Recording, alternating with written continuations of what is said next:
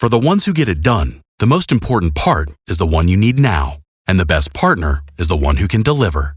That's why millions of maintenance and repair pros trust Grainger, because we have professional-grade supplies for every industry, even hard-to-find products. And we have same-day pickup and next-day delivery on most orders.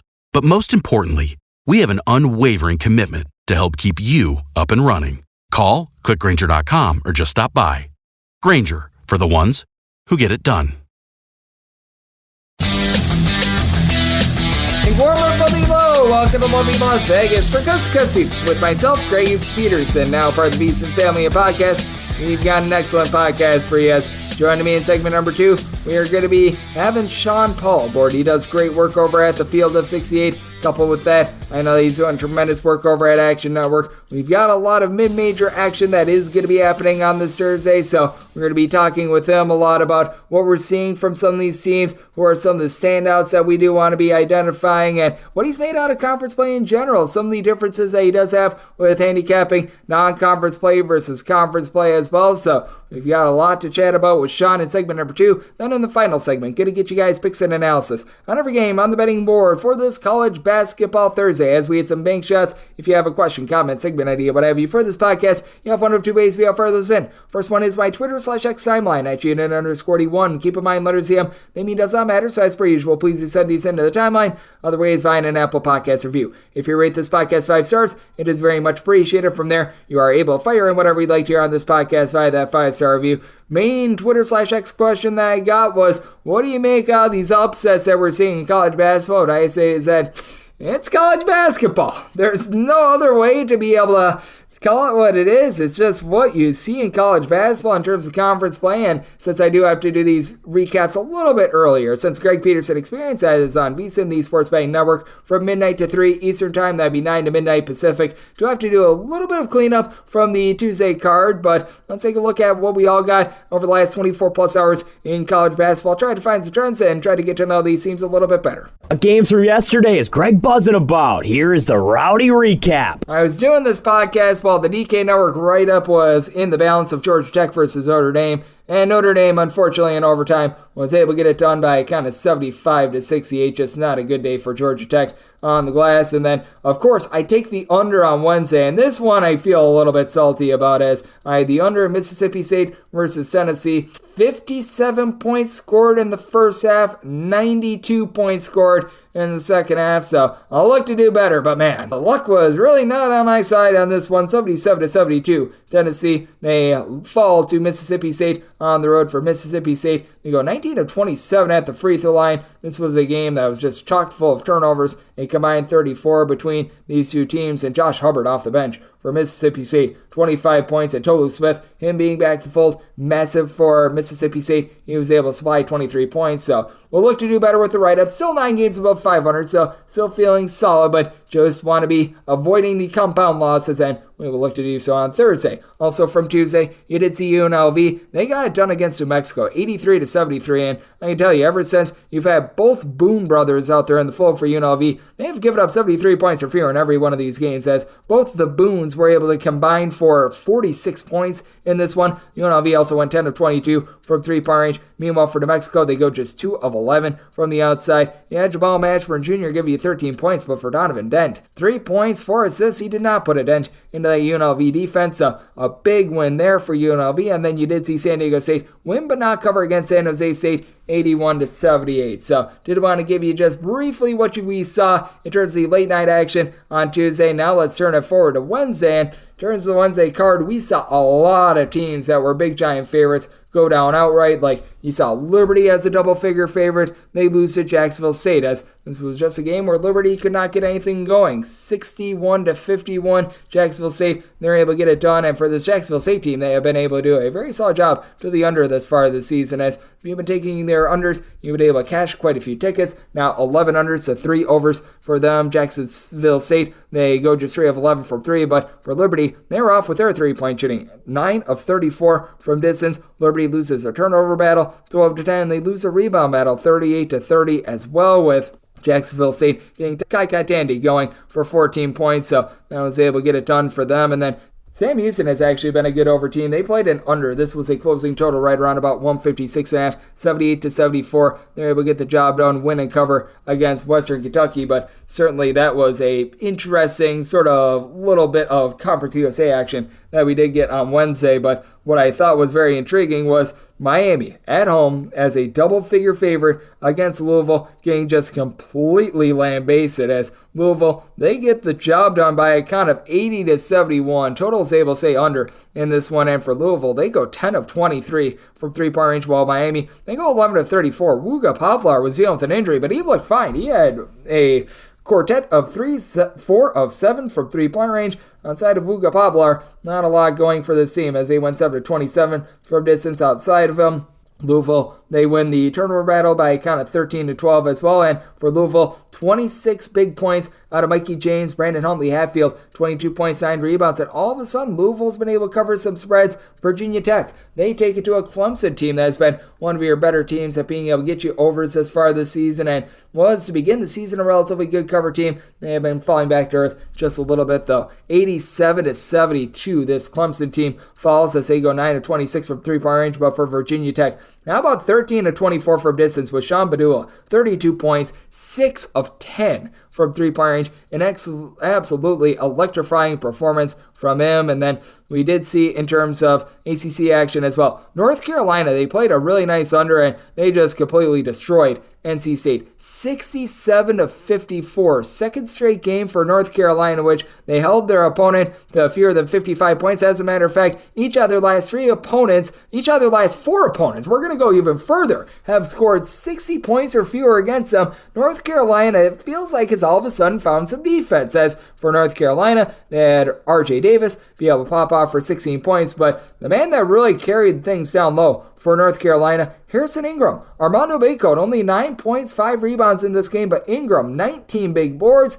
NC State, you go 2 of 21 from three-point range, so you do have to feel like North Carolina's being able to get a little bit lucky with regards to this defense, but man, that was an absolute lambasting, and that was very fascinating. This is a game that is going to overtime, so we shall see if the upset happens or not, but you can feel pretty secure if you took the north of 19 points with UTSA meet for the Roadrunners, 94-94 at the end of regulation, as in regulation, UTSA went 16 of 39 from 3, and only reason why Memphis forced overtime is that they went 10 of 21 from three-point range with Davy Jones being able to chip in their 24 points, and Jordan Ivy Curry, the two-time transfer for UTSA, 22 big points in this one as well to be able to keep them afloat. As I am doing this game is at halftime. You've got Marquette up on Butler by a count of 35-28. Not looking so great there. And we did see in terms of the early game, IUPUI fall to 4-11 against the spread. By the way, shout out to UW Green Bay and IUPUI for playing a nice early game for us. 68-58. UW Green Bay, they go 10 of 23 from three-point range. And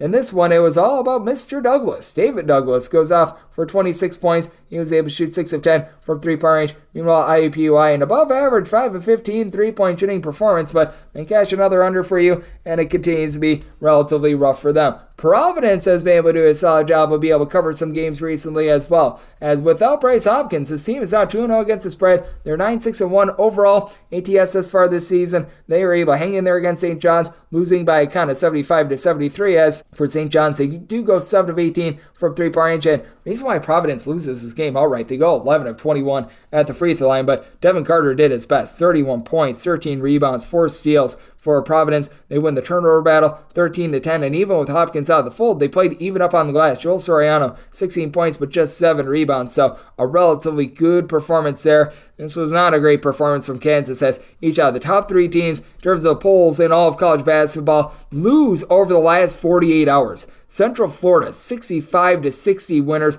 over Kansas. As for Central Florida, they did have Jalen Sellers, who was really struggling. He shot about 26% from 3 for the season coming into this game. He goes 4 of 7 from the outside, 18 points. Central Florida wins the turnover battle 18-13, and I've been mentioning this with Kansas. You've got a big 3 with Hunter Dickinson, KJ Adams, Kevin McCullough. All these guys got to double figures. Past that, not a lot of anything, as Marco Jackson, 0 points. You had DeJuan Harris in 37 minutes, give out 8 assists to 3 turnovers, but only 5 points. He didn't get much outside of your main guys, and that led to Kansas losing this game outright. Meanwhile, out there in the American, you did see a nice over from Tulsa versus Charlotte. Charlotte able to get the job done 84-78, so that was relatively nice to see, and you saw another double-figure underdog go down. This one I'm very much less surprised by. Gardner-Webb is not great this season.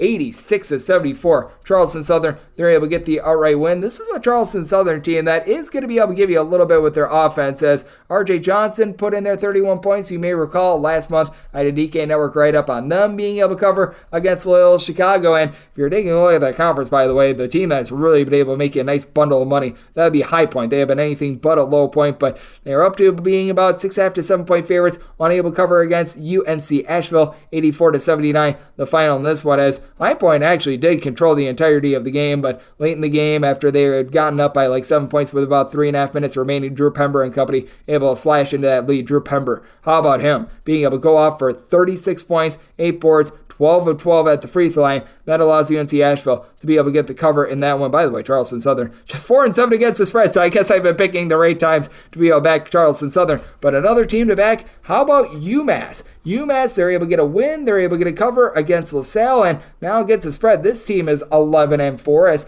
they get a nice 81-65 win for LaSalle. They go 7-25 from three-point range, but they do lose the battle on the glass, 44-31 as Josh Cohen, 24 points, 10 rebounds for LaSalle. They play pretty much even up in terms of the turnovers, but for LaSalle as well, 6 of 15 at the free throw line. So that made UMass's job as an 8.5 point favorite of being able to cover just a little bit easier. You did also see Western Carolina be able to get a nice winning cover against East Tennessee State. This by a count of 80-66 as Vontavious Fulbright has been one of the most fun players to watch in all of college basketball. Another nice performance out of him as he was able to supply the team with 20 points, 13 rebounds at Western Carolina. They're now 8-5 against the spread, so they've been able to do a nice job being able to get you some covers. And Chicago State, one of our favorites, they go on the road, they get the job done outright 75-74 against Fairleigh Dickinson, so that is something that you sure do like to see. And then for Bradley, they just completely took it to Evansville as well, 86-50 the final in that one. And then the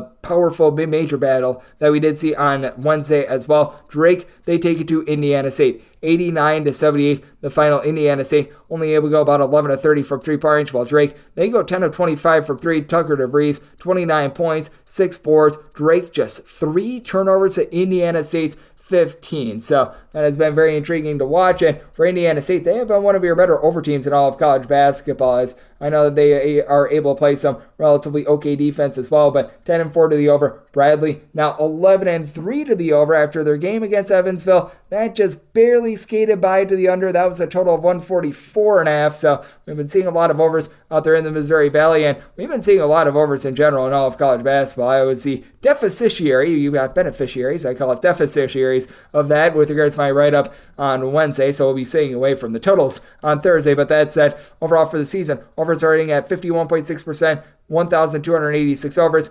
1,208 unders. And home underdogs, they're 304, 297, and 12 against the spread thus far this season, with favorites hitting at about 50.6%. Favorites 1253, 1225, and 42. If you look at the last 7 days, though, seeing a little bit of reversal with these favorites, 144, 153, and 7 against the spread, with the home underdogs rising up 55, 46, and 2 against the spread. That's a 54.5% clip for home underdogs. Meanwhile, the overs, they just continue to cash, hitting at 52.3% over the last 7 days, 157 overs, 143 unders. So that's what we're all seeing in college basketball right now, and that's what we all got on Wednesday. Now let's turn it forward to Thursday and get a little bit of a mid-major perspective from one of our good friends, Sean Powell. He does such great work over at the Field of 68 in Action Network. He joins me next right here on Coast to Coast with myself, Greg Peterson, now a part of the Peterson Family Podcast.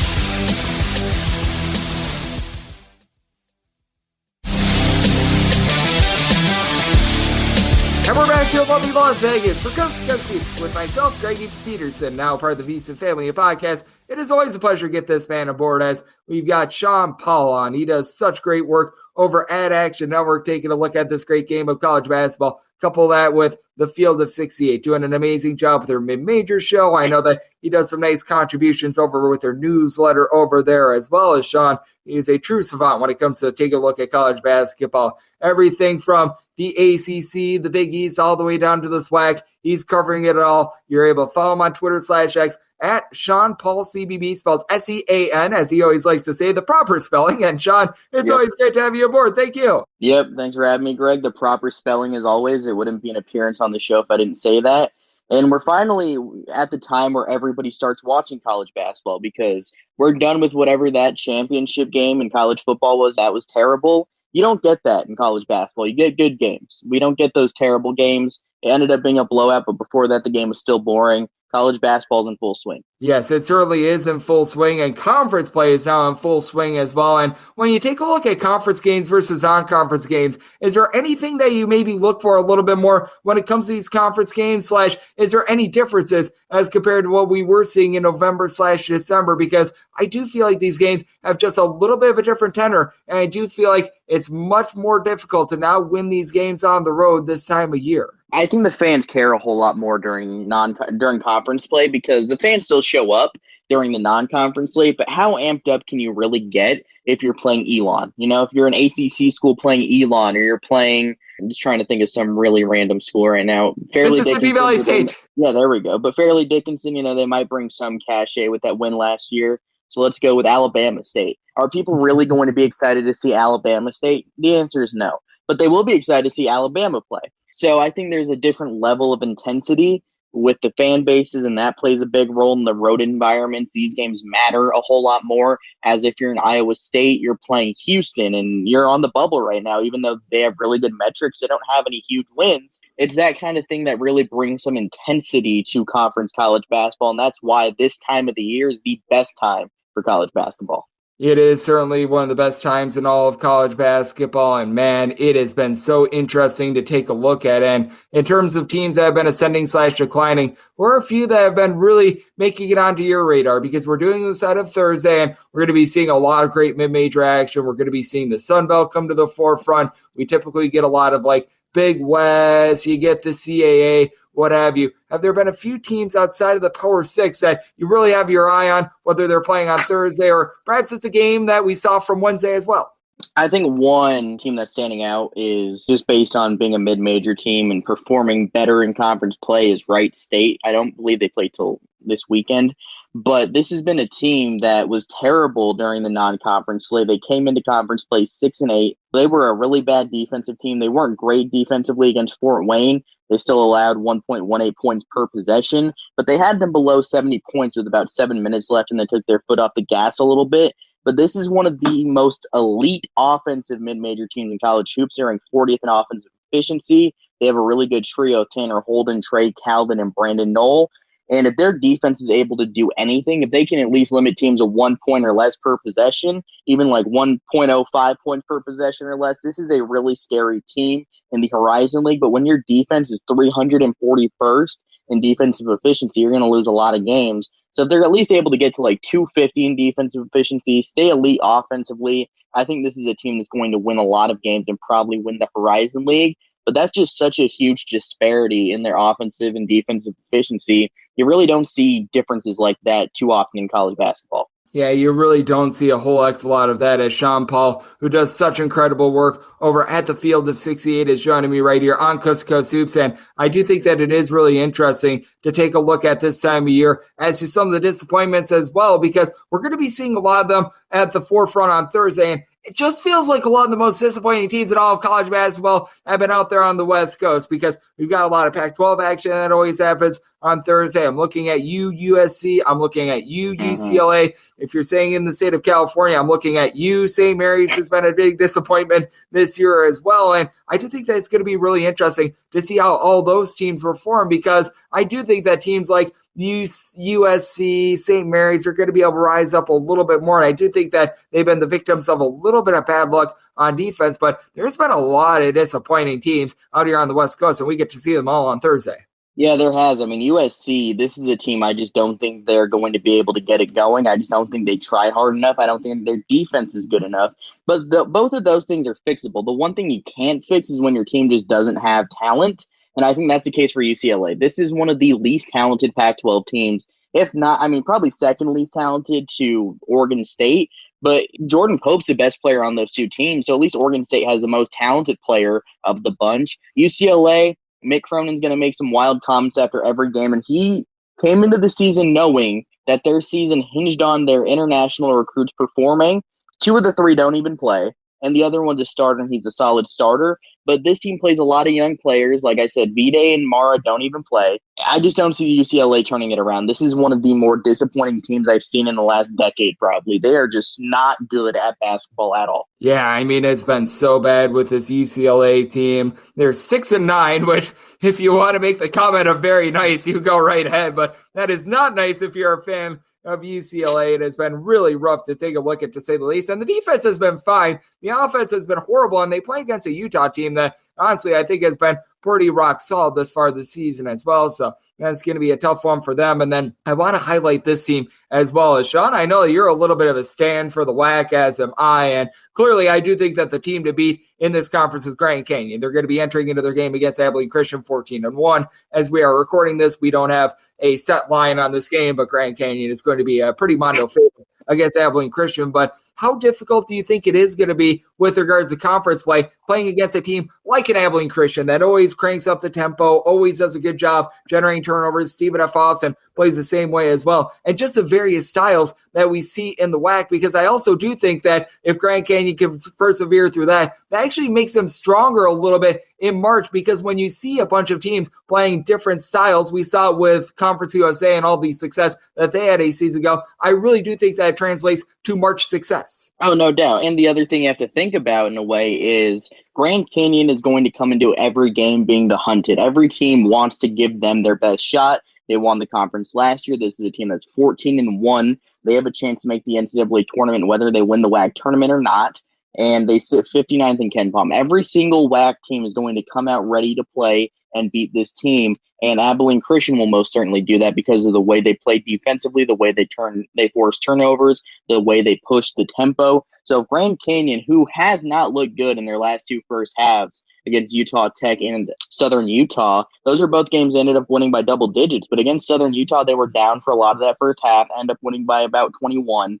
Against Utah Tech, I think they were trailing at the half, and then they end up winning by 10. So they need to figure out their first half woes, because some of these games are going to be real problems for them if they can't get going early in that first half, because you can only come back from a double-digit lead so many times before one of them ends up haunting you. So I think Grand Canyon's got to figure out that aspect a little bit. But against a team like Abilene Christian or Stephen F. Austin, they're going to have to bring their A game, because those teams play hard every single night. Yeah, they really do. And I always have to shade up my handicap just a little bit against Abilene Christian and Stephen F. Austin, just because they play such a frenetic style, as well as Sean Paulo does such a great job over at the Field of 68 is joining me on Coast to Coast Hoops. And I do have to ask you about that as well. When you do find these teams like Stephen F. Austin, Abilene Christian, to go down to a different conference, Merrimack out there in the NEC, do you have to adjust the way that you evaluate those teams with regards to both a betting perspective and with regards to just a win the game outright or not perspective as well? Just because I always put a little bit more credence in those teams that they generate a bunch of turnovers, does lead to a little bit more volatility, and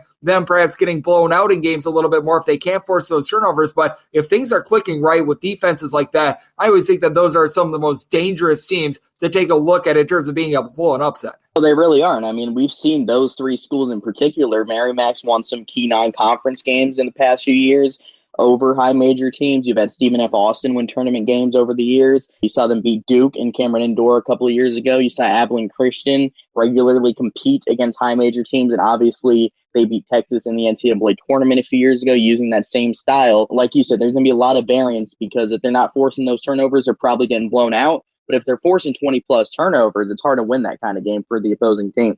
Yeah, absolutely. And I do think that that's going to be a little bit of a landmine for Grand Canyon to have to overcome. And I do think that they're going to be able to do so, but I think that that's going to be a very fun one. And I do have to ask you about this conference as well, because we are going to be seeing a lot of Big West games that are going to be coming to the forefront on Thursday as well. That UC Irvine versus Hawaii game out there on the island is one that I'm very much excited for. But how do you take a look at this Big West? Because right now, the team with the best record straight up there right now trailing by half a game in the conference, merely because they, as we are recording this, are only 3-0, whereas UC Irvine is 4-0. That'd be CSUN, who's been really one of the best stories in all of college basketball, both with regards to a straight-up perspective. And if you've been betting on CSUN, you've made yourself a whole heck of a lot of money. But how do you take a look at this conference? Because coming into the year, I felt like UC Santa Barbara should have been one of the biggest favorites to win their conference in all of college basketball, and they've just been a big giant flopperoonie thus far this season. Yeah, UC Santa Barbara, like you said, has been a huge disappointment, and I think their biggest issue is they just don't have enough pieces outside of AJ Mitchell and Johan Traore to really win a lot of games like we've seen. Their offense is stalled pretty regularly. Their defense hasn't shown up oftentimes. And I think the biggest impact we're seeing is they lost Miles Norris, who was such a huge piece on both ends of the floor. That's the reason he's gotten a two-way contract in the NBA, because he defends, he's athletic, he can shoot the ball. They don't have that guy at the 4 spot this year. They don't have a ton of depth. And I think that's a major issue for the Santa Barbara team. I think they'll eventually turn it around. Defensively is more of a question, but offensively, I think they have enough pieces to get it going there at some point. But the team for me, like you said, CSUN has been awesome. They play super fast. They defend 133rd in defensive efficiency, only allowing effective field goal percentage of 45%. Andy Newman already won the Conference Coach of the Year for me. I mean, this Conference Coach of the Year race is over. They're 12-3. They were terrible the past few seasons. They have a win at UCLA, a win at Long Beach State. And coincidentally, one of their losses this year is against Lemoyne, one of the newest D1 team. They were a double-digit favorite in that one and allowed 80 points. Ever since then, this Cal State Northridge team has seemingly locked down on the defensive end and become a really good team who could win the Big West because they have enough pieces with Deshaun Allen-Ikens, who's been one of the better players in the conference, Deontay Bostic, Keontae Jones. All those dudes defend, they play really hard, and they fit the style of Andy Newman really well. Yeah, they truly do fit the style of Andy Newman very well. And he's come up from Division II Cal State Bernardino. And my question to you is, should a lot of these schools be looking a little bit more at both transfers and coaches from the D2 level? Because I do think that the difference between D2 and D1, it has become mitigated quite a bit. We're seeing the success of Joel Scott, who came over from the Division II level, was one of the better players there. He's come up to Division I. He's been tremendous. If you remember Sam Houston State last year, Grande, he was a standout at the Division II level a few years prior. He really elevated that team as well. And I do think that there's a lot of teams that they neglect the Division II level. They look at them as a little bit more of afterthoughts. And I think that more and more schools should be looking to that level to be able to find some success, both with regards to players and coaches, because it's working out right now really well for CSUN. I mean, the easy answer is yes. You look at Indiana State, they got Josh Schertz. He was a D2 coach that was really good. You got at Milwaukee, Bart Lundy was a D2 guy. Chris Beard at one point was a D2 guy, I believe. So you've just had so many coaches that were at those lower levels before, just trying to make a name for themselves, and a lot of them won. And winning carries over regardless of level. Like, we've seen that plenty of times. Coaches going from the mid-major to high-major level. It works if you have a winning mindset, if you have a winning style of play, if you're able to get the most out of your guys. Grant McCasland now at Texas Tech, he has a winning culture over there in Lubbock already. So if you're able to just bring that winning mentality, it usually resonates no matter what level you're coaching.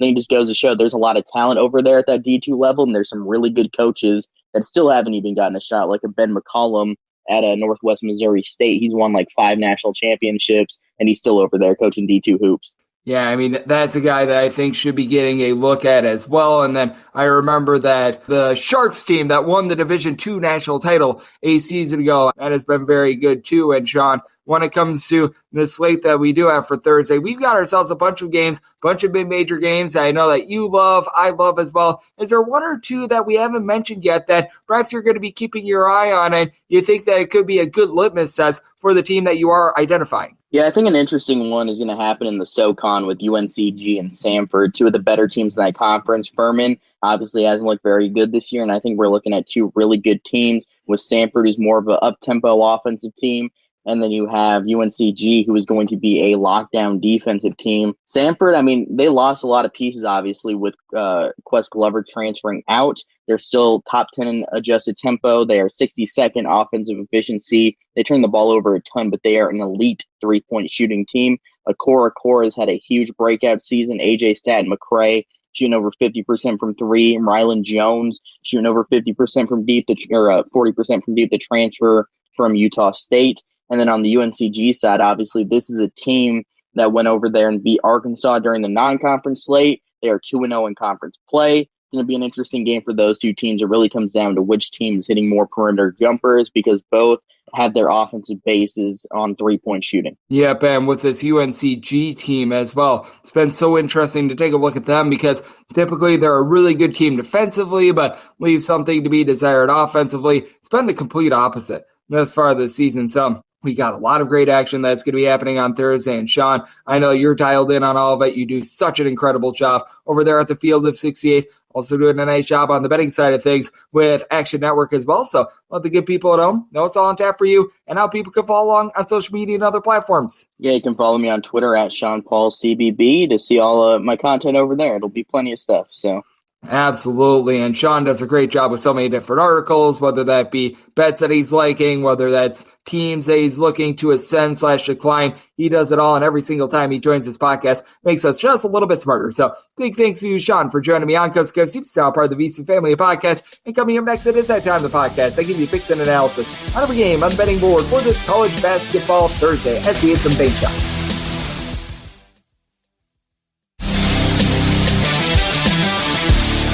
And we're back here in lovely Las Vegas for Coast to Coast Hoops with myself, Greg Hoops Peterson, now part of the VC Family Podcast. It is always great to get Sean Paul aboard. He does such a good job taking a look at this game that we all know and love of college basketball. Every single team from the Power 6 conferences all the way down to the SWAC and MEAC. He does a great job evaluating them all. Every single time he joins this podcast, lends some just absolutely impeccable insights, and he's always appreciated on this show. Big thanks to Sean for joining me in the last segment. Now it is that time of the podcast. I give you picks and analysis on every game on the betting board for this college basketball Thursday as we hit some bank shots. Most financial establishments close at a certain time, but not here. It is time for a side and total on every game on today's betting board bank shots.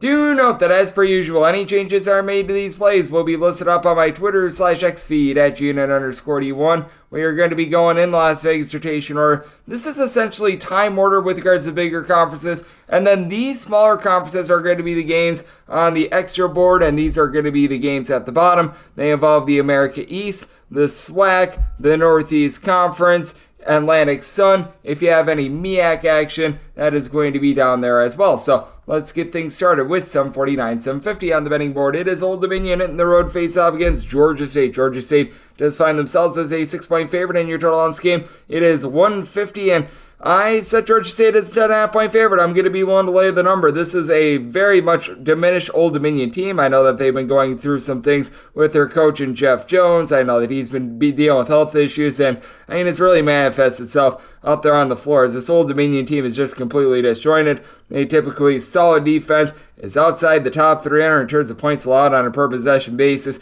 You do have Chauncey Jenkins along with Sean Alouette, who have been able to combine for about 32.5 points per contest. And I mean, Jenkins shoots 40% from 3-point range, but the little things are eluding this team. They shoot about 66% the free throw line. They're not closing out in terms of 3-point shooters. They've got 2 guys on the roster that register north of 4 rebounds per game, and Alouette, a couple Tyrone Williams, and they just haven't been able to get a lot down low. Meanwhile, it's a Georgia State team that, while they don't do an amazing job on the glass, they do have Jaden Turner down for Wood, who's been able to do a very solid job. He's been able to give this team right in the neighborhood about 8 rebounds per game. And then you've got Juwan Odom, who's a do-it-all sort of player for this team, as he's done a nice job being able to give this team double figures. Last year, he was about a 25% three-point shooter. Now he's been able to shoot more in the neighborhood about 33% from 3 while giving out 4.3 assists per game. And for Georgia State's credit, they don't turn the ball over a ton. They only turn the ball over about 10.5 times per contest. Now, they're a team as well outside the top 200 in terms of points allowed on a per possession basis. So that is a little bit of a problem for this team. But that said, with Jaden Turner being able to give you a little bit of rebounding, with Lucas Taylor being able to chip in there right in the neighborhood about 14 points per contest as well, it does fortify a team that they do still have someone like Leslie and Carrium, who's able to give you about 5 rebounds per game. Neither of these teams are really playing at a burner pace. You do have Georgia State, who has cranked things up a little bit. Georgia State, now a top 125 team in terms of possessions per game. Last year, they were a little bit more slow, and for Old Dominion, the points that they've been allowing has not necessarily been because they've been playing super duper up tempo. Well, this Old Dominion team is about 130th in terms of total possessions per game, so it's faster than it was a season ago, but not warp speed. It's just been due to inefficiency in general. I do think that an Old Dominion team that has really been stuck in the mud with their offense, 73 points or fewer, 3 of their last 4 games, not going to do their part with this total, and you do have a Georgia State team that they themselves have been having their woes defensively, as this is a bunch that they have now given up at least 75 points in 4 of their last 5 games, but I do think that they hold down an Old Dominion team that has really been having a tough time offensively, defensively,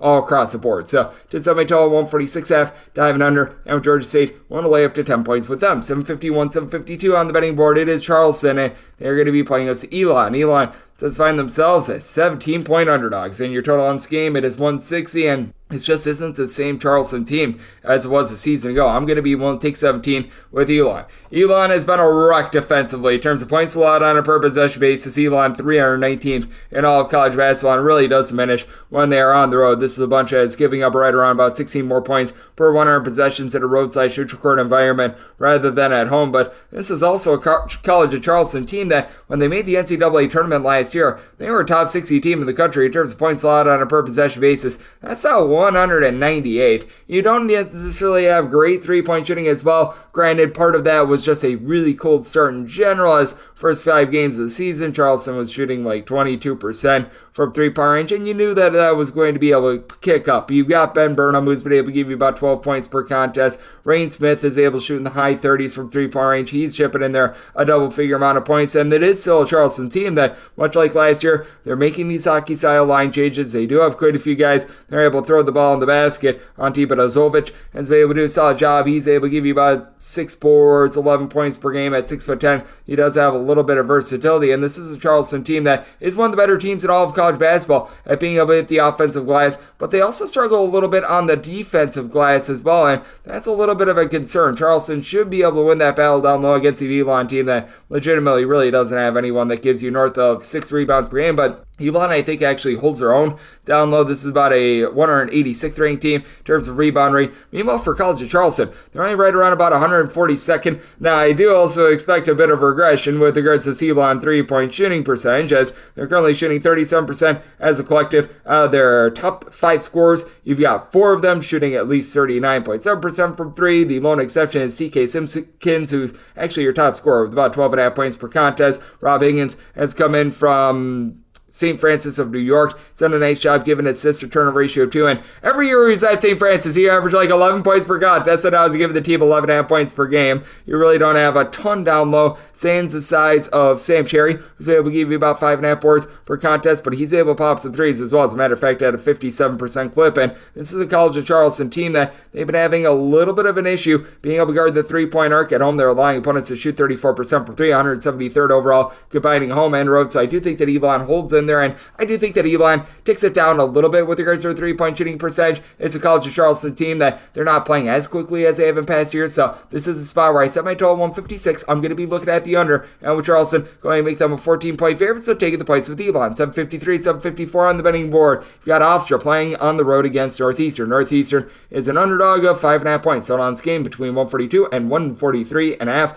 I did set my total at 142, seeing some 142.5, seeing as high as a 143.5 out there. I'm going to be taking a look at the under. Biggest reason why is that Hofstra has really cranked down their tempo. This is a Hofstra team that's well outside the top 225 in terms of total possessions per game. And Northeastern, once again, very slow, very controlled team in terms of total possessions per game, clocking in 306th in all of college basketball. Northeastern has also been a less than efficient team. We're going to call it what it is in terms of points allowed on a per possession basis. This is a team that's clocking in 302nd. I don't know what's happened with both own teams in the last few years, but they haven't been able to play a lot of defense. But the Northeastern defense is actually quite a bit better when they're at home rather than on the road. As a matter of fact, they're allowing about 18.5 points fewer per 100 possessions at home rather than on the road. And in a lot of spots, Northeastern gets decimated on the glass. Not in this one. Chris Doherty will be able to give you 12.5 points, 7 rebounds per game. Now, their number 2 scorer, Lucas Sakota, has been on the full the last few games. Would not expect him to play in this one, but he's only shooting like 29.5% from 3, and I really don't think he was elevating this team. Granted,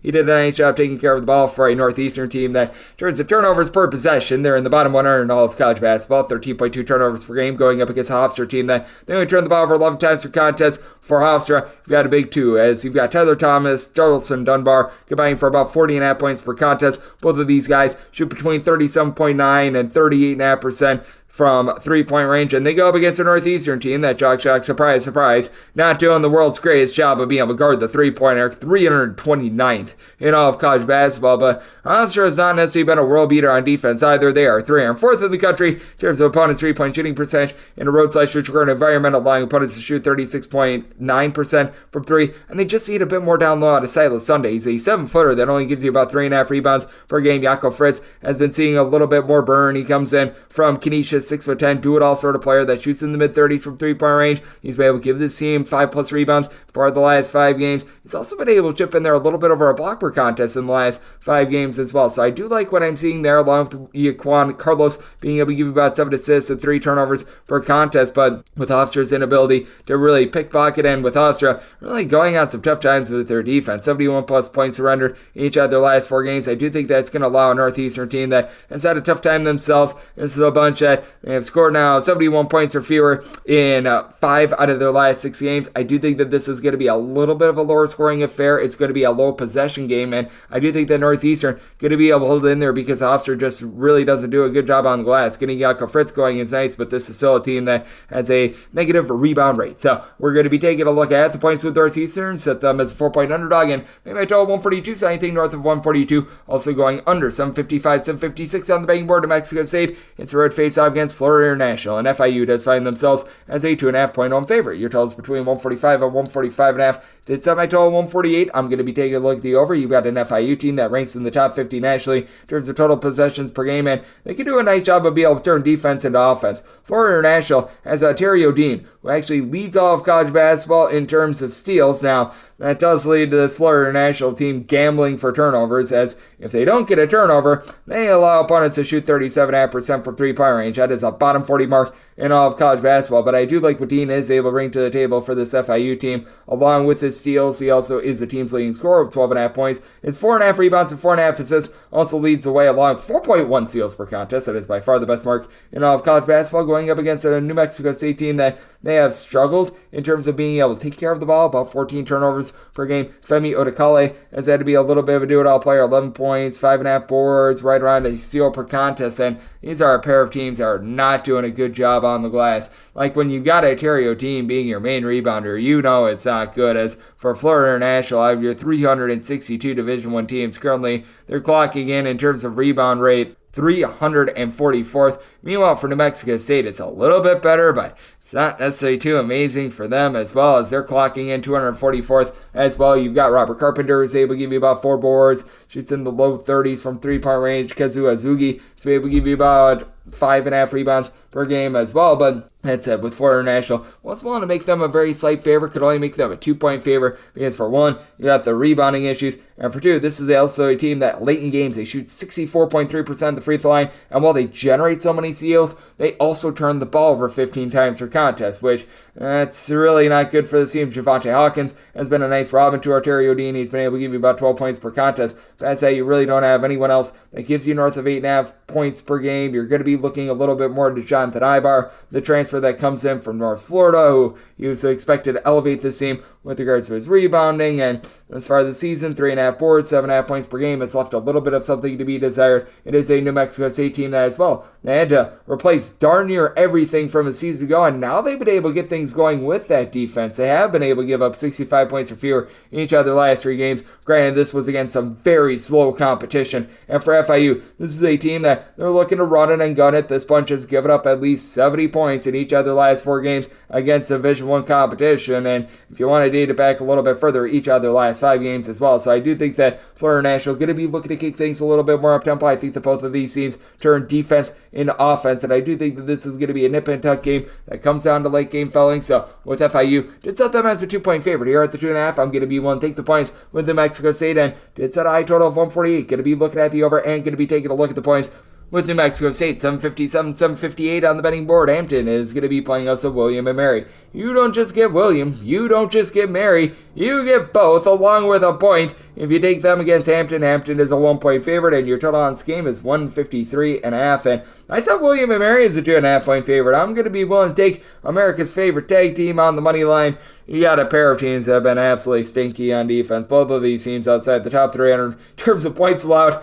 on a per possession basis. And I do trust in William and Mary just a little bit more because for Hampton, I thought that this team was going to be able to elevate once they got back the full Jordan Nesbitt. He was their top scorer a season ago. He is very clearly a shell of himself. 6 points or fewer in 4 of the team's last 5 games. He does give you 3 assists, 4.5 rebounds per game, but shooting 54.5% the free throw line, 20% from 3-point range, just has not panned out for him. Now, they do have Curry's Mullen down low, has been able to give you 9.5 boards, right around 15 points per game. I do like what he's been able to bring to the table for this team, and then you've been able to get Tristan Maxwell, Tedrick Wilcox to be able to combine for darn near 3 steals at 35% 3-point shooting. Both of these guys do give you double figures, but for a William and Mary team that they really do have a kryptonite down low. They're about 211th in the country in terms of overall rebound rate, going up against a Hampton team that they themselves have had their struggles on the glass, 277th in the country with this regard, and it's a Hampton team that they do give the ball away quite a bit, 14.5 times per contest. I do think that helps out a William and Mary team that has a pair of 14-point per game scorers, and Glenn Dorsey along Trey Moss. Moss not necessarily quite the same 3-point shooter that Dorsey is. Dorsey over the last years shot north of 41% from 3-point range, and dealing with the injury to Noah Collier, who was the top rebounder from a season ago, but got injured in the back half of the season. That has certainly hurt this team, but you've got a little bit of a do-it-all player, Matthias Case, who's been able to give you about 4 boards, 9 points per contest, and he returned to the fold after he was missing for darn near a month and a half. That certainly elevates this team. Couple that with the fact that you get right around 6 boards, 2.5 assists out of Chase Lowe, who was able to get low as well, and I do like what they're able to bring to the table on that front. It is a Hampton team that has just been getting absolutely lambasted with their defense. 75 plus points surrendered in 4 of their last 5 games, and they have not broken 70 points in any of these games. It is a Hampton team that is 290th in all of college basketball in terms of opponents' 3-point shooting percentage. And William and Mary, they're getting torched as well. 358th in the country in terms of opponents' 3-point shooting percentage, allowing opponents to shoot north of 43% from 3 in a road/neutral court environment. So I do think that both of these teams are going to be able to light it up in this spot. William and Mary, a little bit of a slower tempo team, but it did set my total 154.5, looking at the over. But with William and Mary, just many more scoring options, and ever since Jordan Nesbitt has returned for Hampton, it's actually hurt them. So I'm looking at William and Mary outright on the money line. So give me America's favorite tag team to go along with this total over, set my total 154.5, 759, 760 on the betting board. Towson is going to be playing us a Stony Brook, and Stony Brook is an underdog of 5 points, totals between 130 and 130.5. Made Towson a 7.5-point favorite. Going to be willing to lay this number. It is a Towson team that certainly has been turning the ball over a ton, which is not a good thing when you've got a bunch like Towson that ranks in the bottom 25 in the country in terms of total possessions per game. Towson, in terms of turnovers on a per possession basis, is clocking in right in the neighborhood about 319, so that's a little bit less than terrific. That said, you do have a Stony Brook team that it feels like they're just very hit or miss in terms of their offense. It's a Stony Brook team that has been really having a tough time guarding the 3-point arc as well. They get back Dean Knoll, they get back Aaron Clark. These guys have been able to elevate the offense, but for Stony Brook, despite the fact that these two guys are back at the fold, they're allowing opponents to shoot overall for the season right around about 37% from 3-point range, and in a road/neutral court environment, this explodes to 41.1%, and that is not what you want to do against a Towson team that does feel like they're starting to find their bearings in the backcourt, as they had to replace so many people from a season ago. Now they get in Nenda Tark, who I still remember a few seasons ago at Coppin State was in the top 5 nationally in terms of steals on a per game basis. This year, since he's returned, about 7.5 points per contest, but chips in their 5 boards, chips in their 2.5 steals, is coming off of a 15-point game and a win against UNC Wilmington. So it does feel like Towson finding it there. Towson, as a collective, they only shoot 63% of the free throw line, about 31.5% from 3-point range, but your top scorer, Christian May, shoots a little bit over 35% from 3. He's a 6 of 5 do-it-all sort of player, and Towson's just made up of a lot of those guys. Now, you do have for Stony Brook someone in 7-footer, Keenan Fitzmaurice, who's able to let it fly from distance as well, about 11 points, 4.5 boards, shoots 40% from 3-point range, and it is a Stony Brook team that they themselves do shoot 35% from 3-point range. You're going up against a Towson team that's about 151st in the country in terms of opponents' 3-point shooting percentage, so it's nothing great, it's nothing terrible with this Stony Brook team, though, because Keenan Fitzmaurice Fitzmaurice is a 7-footer that really doesn't give you a lot of rebounding. That does put them a little bit of behind the 8 ball in terms of being able to hit the glass. The Stony Brook team, 232nd in all of college basketball with regards to rebound rate. Meanwhile, you got Charles Thompson on the flip side for Towson, who's been able to give you 8.5 rebounds per game. And Towson, number 9 in all of college basketball with regards to rebound rate. So they should be able to dominate there. You do have Tyler Stevenson more on the flip side for Stony Brook, give you about 15.5 points per contest, has been able to shoot around 44% from 3-point range. They've been dealing with injuries, and he's been one of those guys, but he's back as full. Aaron Clark, he was out for 4 games. He's back as well. He's been able to shoot in the neighborhood about 34% from 3, 13 points per contest. So you do have some top flight scoring with this team, and it is a Towson team that they've been able to elevate their scoring a little bit, but at the same time, this Towson defense is really starting to heat as well. This Towson team has now given up 64 points or fewer in their last 4 games, and the reason why the cutoff is the last 4 games is that the game previous to that went to double overtime against Bryant. Meanwhile, you've got a Stony Brook team that, while the offense has been able to find it a little bit more, they still have scored 69 points or fewer in regulation in 4 out of their last 5 games. So I do think that Towson going to tie down a Stony Brook team that really doesn't play super duper up tempo. They shoot it well from 3, but they can't punch a ball inside, and Towson should be able to control the glass, which is why I did set Towson as a 7.5 point favorite. I'm going to be willing to lay the number, and with regards to total, set my total at a 127.5. I think Towson gets her style. Looking at the under, and I'm going to be willing to lay it with Towson. 761, 762 on the betting board. It is Tulane playing us to Florida Atlantic. FAU is a 6.5 to a 7-point favorite with your total 163 to 163.5, and Florida Atlantic did set them as a 7-point favorite. The 6.5 that I'm seeing right now, it's a max I'm going to be willing to lay, but I'm going to be willing to lay it. The big key with Florida Atlantic is that they just have to get back to playing a little bit more defense. When they were able to make the Final Four last season, what really prevailed for them was balance. They were not just a top 40 team in all of college basketball in terms of points scored on a per possession basis, but they were a top 40 team nationally in terms of points allowed on a per possession basis. Offense has been top 30 this year. That has been just fine for the team, but for Florida Atlantic, in terms of points allowed on a per possession basis, currently they're clocking in 112th. Good news is this is a Tulane team that it's not necessarily been the most savory of defenses, 172nd in the country in terms of points allowed on a per possession basis, and Tulane runs it and guns it. They are a top 10 team nationally in terms of total possessions per game. This despite the fact that they don't necessarily play the world's biggest rotation with regards to trying to be able to do so. They only play a 7-man rotation, and they've been without Trey Williams since the start of the new year, so they're pretty much down to 6 guys trying to play this up and down tempo, and I do think that is going to lead to Tulane having to slow down a little bit more. As a matter of fact, we've already seen it with each out of Tulane's first 2 games of the 2024 campaign going under the total, and this is a Tulane team that's actually been able to play a little bit better on defense. To their credit, they've now given up 70 points or fewer in each of their last 4 games, a little bit of a byproduct of playing against slower teams, but I do think that Florida Atlantic is trying to do this as well. They've now given up 72 points or fewer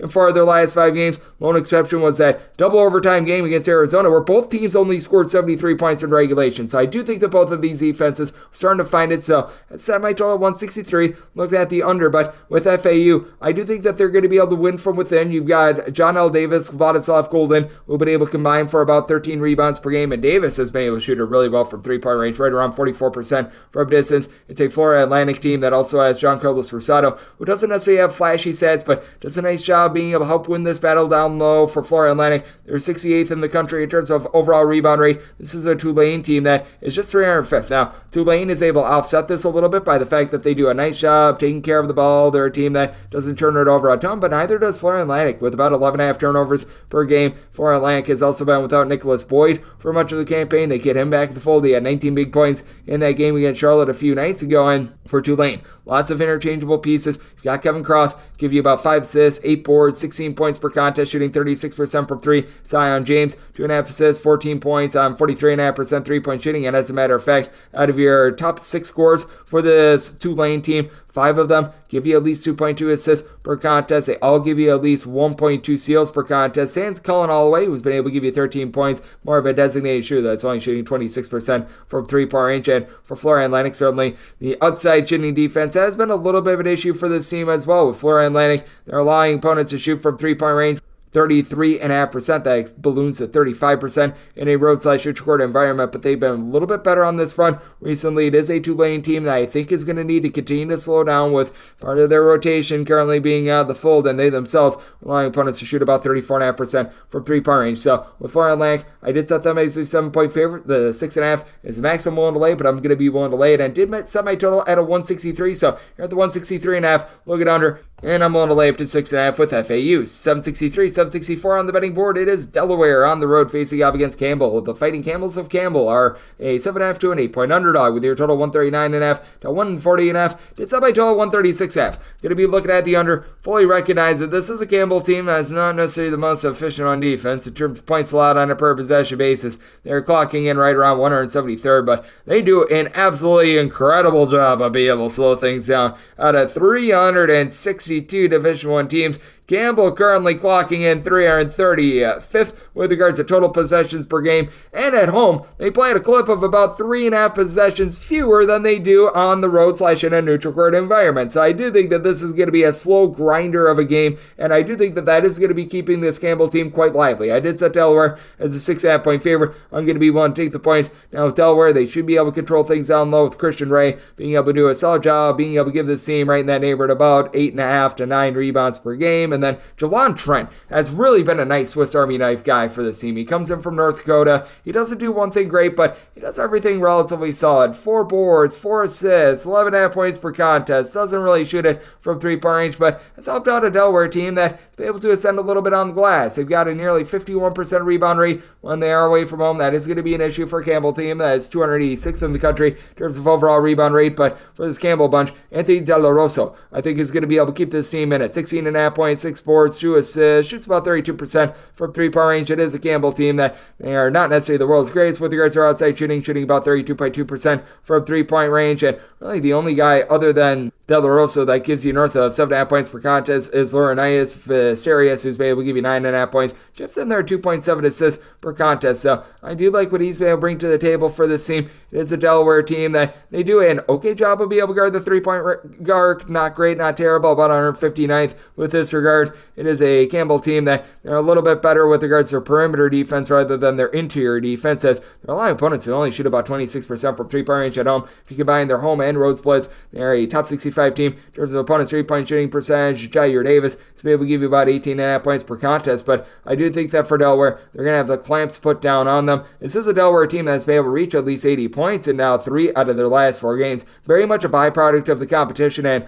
also one of their games against Ryder going to overtime. Meanwhile, this is a Campbell team that they themselves have been able to get a little bit more offense going. They've been able to break the 70-point plateau in each of their last 5 games, but they were playing against some of the worst defenses in all of college basketball. Delaware very much improved. I do think that step up in competition is going to cause for Campbell to get back to the roots. Play very slow, very controlled, try to really make this a grimy game for them to be able to hold in there, and I do think that they're going to be successful in doing so. So I did set my line at 6.5. I'm going to be willing to take the points with Campbell. Set my total 136.5, so also diving under. 765, 766 on the betting board. Monmouth, it's a road face-off against North Carolina Wilmington. UNC Wilmington, a 7.5 to an 8-point favorite. Total on this game is 143, and with Wilmington, set them as an 8.5-point favorite. I'm going to be willing to lay this number. It's a Wilmington team that they just do a lot of little things well. Now, the one thing that I will say for Wilmington is that this is not quite the same defense that we've seen in past years in terms of points allowed on a per possession basis. UNC Wilmington clocking in 293rd. That is a little bit less than savory.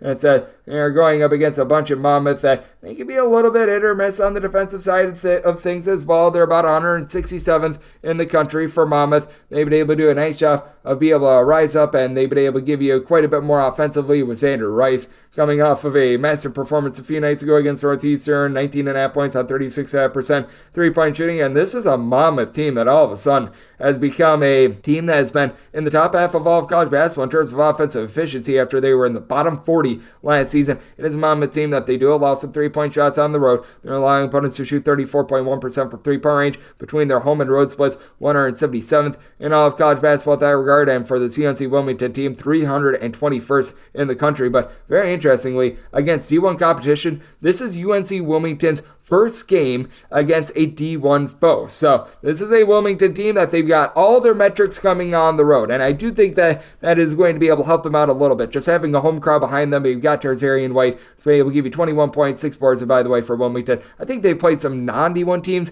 at home, so this is their first D1 game to make that distinction. But that said, 36% three-point shooting team for the North Carolina Wilmington bunch, and where Wilmington has really been able to make their hay is on what they haven't done. They have not turned the ball over all season long. In terms of turnovers on a per possession basis, they are third in all of college basketball. This is a Monmouth team that they do a relatively okay job of being able to take care of the ball, as well as they're more around 210th in the country, but they actually turn the ball over a little bit less in a roadside shoot court environment rather than at home. But I just think that there's so many guys that they need to defend that it's going to really take it out of them. Nick Farrar has been able to shoot 47.5% from three with about 6.5 points per contest. KJ Jenkins, 39.5% three-point shooter with about 10.5 points per game for Monmouth. They do have a little bit down low with Nika Kutsanastovsky along with Jack Clark being able to do a solid job with right in the neighborhood of about 15 rebounds per game with Jack Collins, I should say. I think I called him Clark. He's been able to give the team also about 1.3 steals per contest as well. But I do think that for UNC Wilmington, the offensive efficiency is going to be there. I do think that both of these teams are going to see a little bit of regression with regards to their three-point shooting, and both of these teams are outside the top 200 in terms of total possessions per game. So I do think that things become a little bit more slow, a little bit more controlled than both of these teams, though overall their metrics on defense are not necessarily so savory. We've been seeing this Monmouth team rising up with their defense, 72 points of fear surrender in each of their last 5 games, and for this UNC Wilmington team, they did give up that 106 spot to Arkansas, but that said, I do think that they are going to be able to find their bearings coming off of giving up just 67 points in their last game against Towson. So did some I told 138.5, diving in on the under of Wilmington, willing to lay up to 8 with them. 767, 768 on the betting board. Maryland plays those to Michigan. Michigan is a 4 to a 4.5 point underdog. Your total is 140, and said Maryland as a 4.5 point favorite. I'm going to be willing to lay the number. This is a Maryland team that has been absolutely horrible with their three-point shooting. They're a bottom 40 team in all of college basketball in that regard. They are playing against a Michigan defense that has just been getting absolutely cooked, though. Michigan well outside the top 200 in terms of points allowed on a per possession basis. What in the world is happening with Juwan Howard? I don't think the world really knows, and now they have to go up against a Maryland team that, while their offense has been quite stinky, their defense has really risen to the challenge. They are 27th in the country in terms of points allowed on a per possession basis. They've done a better job of being able to generate turnovers against a Michigan team that gets loose with it. 13.5 turnovers per game. Now for Michigan, you have your top 3 scorers, shooting at least 38.2% from three-point range. Can teach me how to Dougie McDaniel, 18 points per contest, 5 assists. You've got Olivier Kamwa, who's been able to give you about 18.5 points, 7.5 boards, and then Terrence Williams has been able to do a nice job chucking in there, 12.5 points, 4.5 boards. And for Maryland, they actually do allow opponents to shoot north of 33% from three-point range, but the thing is, they don't allow you to take threes. Maryland, in terms of percentage of shots that come from three-point range, only 27.5% of the field goals that they allow do come from distance. That's the 6th lowest mark in all of college basketball. So they essentially run you off the arc. They don't take a lot of threes themselves because they absolutely stink with regards to those. And Julian Reese has been able to do a nice job down low for this team. He's been able to give you about 9.5 rebounds per game. Lone guy in the roster that's really able to give you north of 5.5 rebounds per game. So that's been a little bit of an issue for a Maryland team that I'm sure was expecting a little bit more on the glass. It is a Michigan bunch that they rank right around 73rd in the country with regards to rebound rate with all their interchangeable pieces, but Maryland not too bad at about 125th. I do think that they're going to be able to hold their own, and I do think that they've got the most versatile player out there on the floor in Jameer Young. 20 points, 4.5 boards, 3.5 assists. He shoots 34% from three-point range for a Maryland team that just has not been able to toss the ball in the basket. For Maryland's shortcomings, this team has still been able to do an incredible job with regards to their defense. For Maryland, in regulation, because their game against Penn State, that went to overtime, so in regulation and regulation only, this team has allowed north of 70 points just once all season long, and I do think that they're going to be able to do a solid job holding down a Michigan team that, their defense has been absolutely deplorable, but this is a bunch of they themselves have scored 73 points of fear in their last 2 games. In Big Ten play, we have noticed the offense has really been grinding down just a little bit. Now, I did set my total at a 142.5. It's a Michigan team that is right now playing no defense. I do think that if this holds true to the spread, because I think that this is going to be a 4 to 5 point game,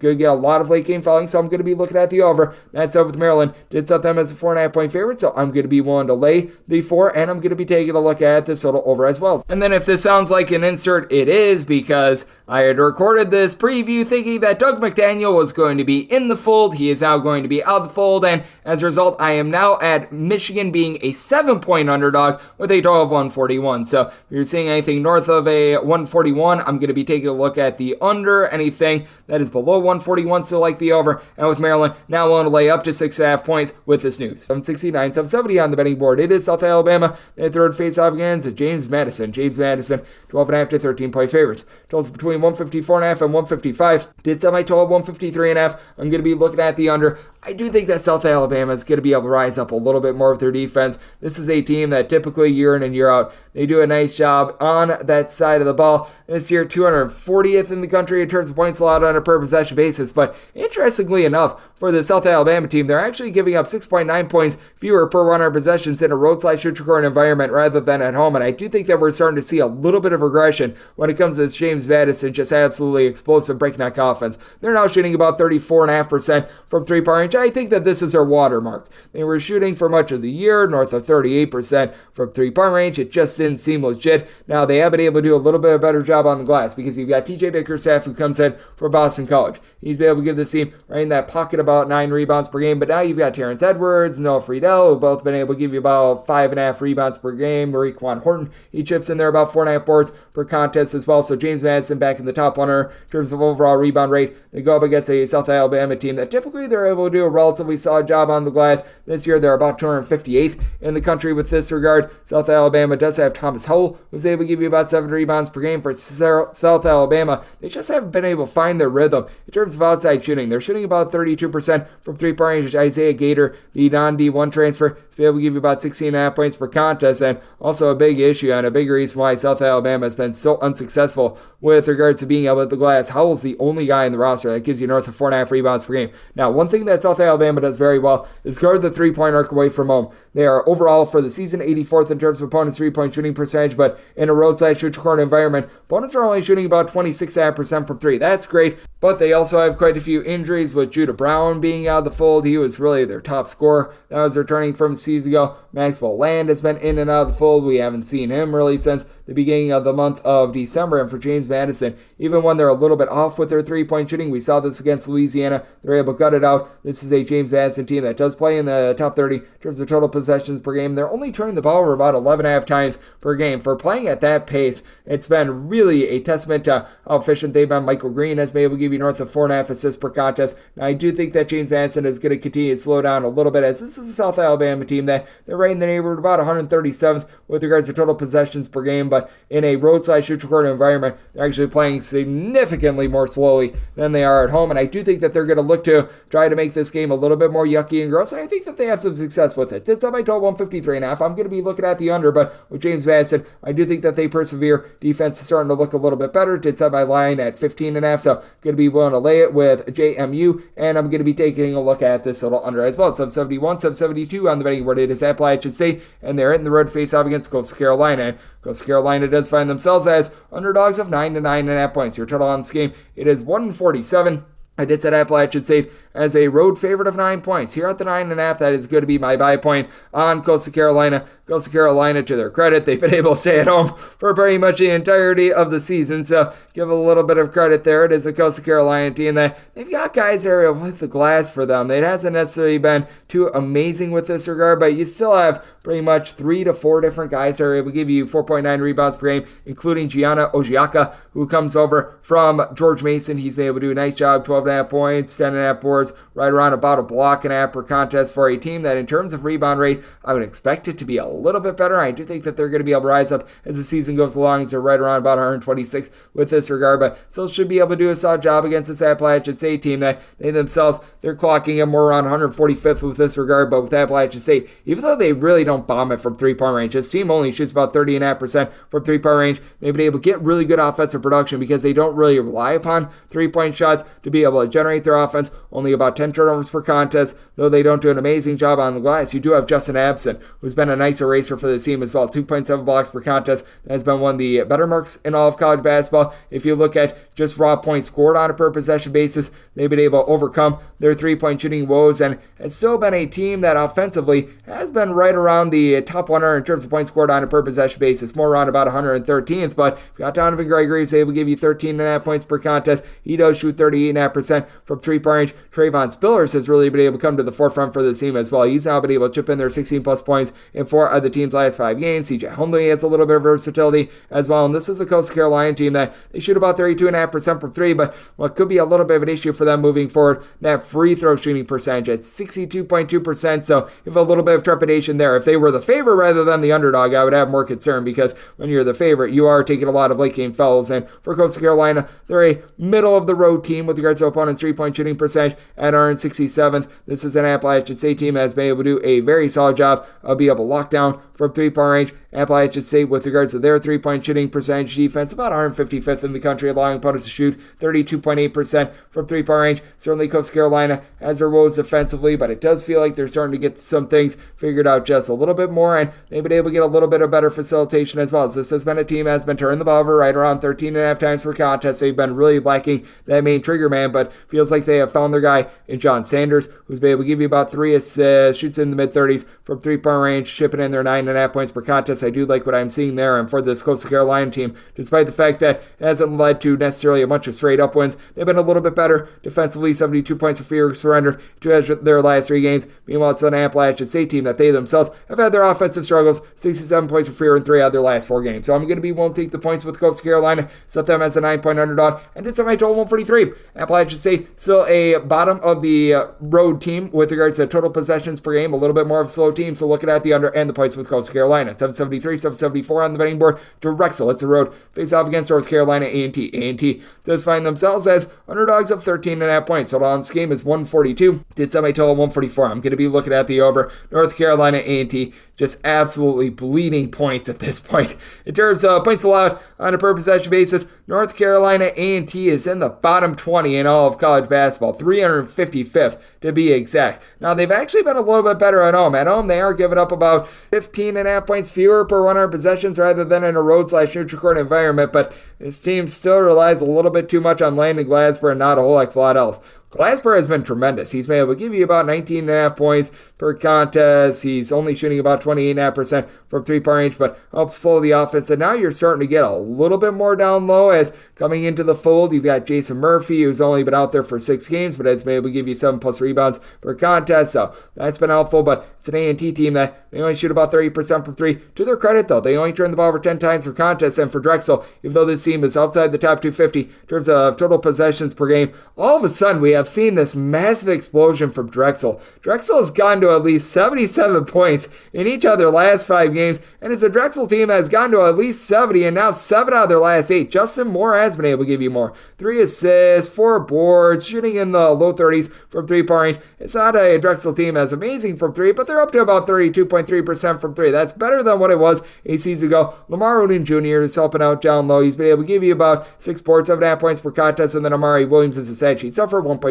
blocks, 11.5 points, 8 rebounds. I like what I'm seeing there, and the guy that has really been able to elevate this team from 3-point range, Luke House, shooting north of 40% from 3-point range. Is a Drexel team that, with all their offensive triumphs, they have been dipping a little bit defensively, but still a team that ranks 48th nationally in terms of points allowed on a per possession basis. Now, they are giving up right around about 18 points more per 100 possessions in a road/neutral court environment rather than at home, but for A&T, this team just continues to surrender points, 77 plus give it up in 3 of their last 4 games. With A&T, I do think that they're going to have a lot of efficient possessions. This is a Drexel team that they don't really wrestle the ball away, so I do think that there's going to be a lot of clean possessions, so I'm going to be taking a look at the over, but with Drexel, set them as a road favorite of 16 points. This team has really been able to elevate with their offense. I think that they're going to be able to continue to do so here, so I'm going to be willing to lay the number of Drexel, set my total 144, so also going to be taking a look at this total over 775, 776 on the betting board. It is VMI, and VMI is going to be hitting the road. They're going to be facing off against Chattanooga, and Chattanooga does find themselves as a favorite of 14.5 points. Total on this game is anywhere between 150.5 and 151, and I did set my total 154.5. I'm going to be taking a look at the over. Now for VMI, they've been able to play a bit better on defense this year than a season ago, and that's not saying much because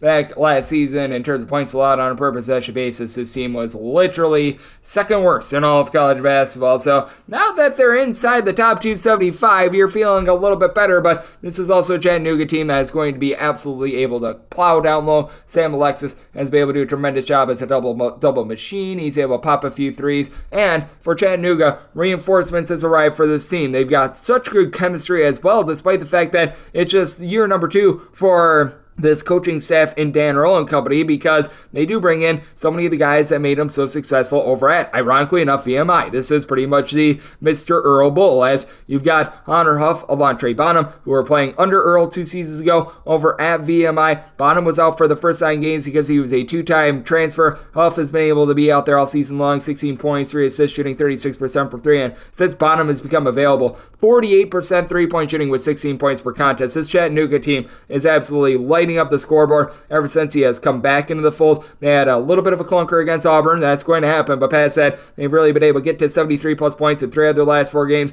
Defense has been a little bit optional with this team. They have now given up 80 plus points in 3 of their last 4 games, so that does lead me a little bit to the over, and this is a VMI team that they themselves have been able to elevate a little bit more offensively. They've gotten to at least 80 points in 2 of their last 3 games. They certainly have been giving it up as well against Division I competition. This team has now given up at least 73 points, and now 5 out of their last 6 games. And for VMI, not a team that's really going to be amazing from 3-point range, but they're not bad at about 34.5% from the outside. They do turn the ball over about 16.5 times per game. That is really the biggest issue that you do have with this team, but this is not a Chattanooga team that's necessarily batting down the hatches. Now, I will say for Chattanooga at home, they're allowing opponents to shoot just 29.9% from 3-point range. On the road, that is north of 34.5% from 3-point range, but it's not a Chattanooga team that's really going to turn you over. This has never been a Dan Earl style that has really been leading to a lot of turnovers, as Chattanooga 321st in the country in terms of turnovers force on a per possession basis, so that should be able to keep things relatively clean for a VMI team that does have Deshaun Jackson down low. He's been able to give you about 10 rebounds per game. He's doing a pretty supreme job with that regard, but other than Jackson, you really don't get a lot of rebounding with this VMI team. VMI about 173rd in the country with this regard, grabbing a few second chances. You have been able to get in that neighborhood about 6 boards, in the neighborhood about 7 points per game out of Stephen Olawani, and then you've been able to have Brandon Watkins do a nice job being able to elevate this team in the backcourt. 3 assists, 15 points, 39.5% 3-point shooting. It's also a VMI team that does shoot 65% at the free throw line, so do have your issues there. I do think that with the backcourt now being fortified for this Chattanooga team, that's going to lead to elevated offense. I do think that for Mr. Earl, he's going to try to prove a point to his old school in VMI, and I do think that he's going to lay it on them. I did set my total 154.5. I'm looking at the over of Chattanooga, going to be willing to lay up to 18 points with them. 777, 778 on the betting board. It is Seattle. They hit the road. They're facing off against UT Grand Valley. Grand Valley does find themselves as a underdog of 7.5 points. So on this game is 144.5 with Seattle. I did set them as 11.5 point favorites. I'm going to be willing to lay this number. It is a Seattle team that's really been able to elevate their defense. They're a top 75 team in terms of points allowed on a per possession basis with UT Grand Valley. Shock, shock, surprise, surprise. They're in the bottom 75 in terms of points allowed on a per possession basis. And for Seattle, you do have that one primary scorer. That'd be Cameron Tyson. He's been able to give you 19.5 points per contest, shoots in the high 30s from 3-point range, but the surrounding pieces have really been able to help out a Seattle team that's good on the glass. They're a top 55 team in the country in terms of overall rebound rate. This is a UT Rio Grande Valley team that they honestly do have a few guys that are able to hit the glass just a little bit, but hasn't really translated into a lot of results, as they're 323rd in all of college basketball with regards to rebound rate. This despite the fact that you have been able to get right around about 6.5 rebounds per game out of Dalen Williams. You've been able to get quite a bit of production as well out of Hakeem Abdul-Hakim, as he's been able to do a solid job, 14.5 points, shooting 38% from 3, but he's really the lone guy for this Grand Valley team and has shot it consistently from 3-point range. Out of their top 6 scorers,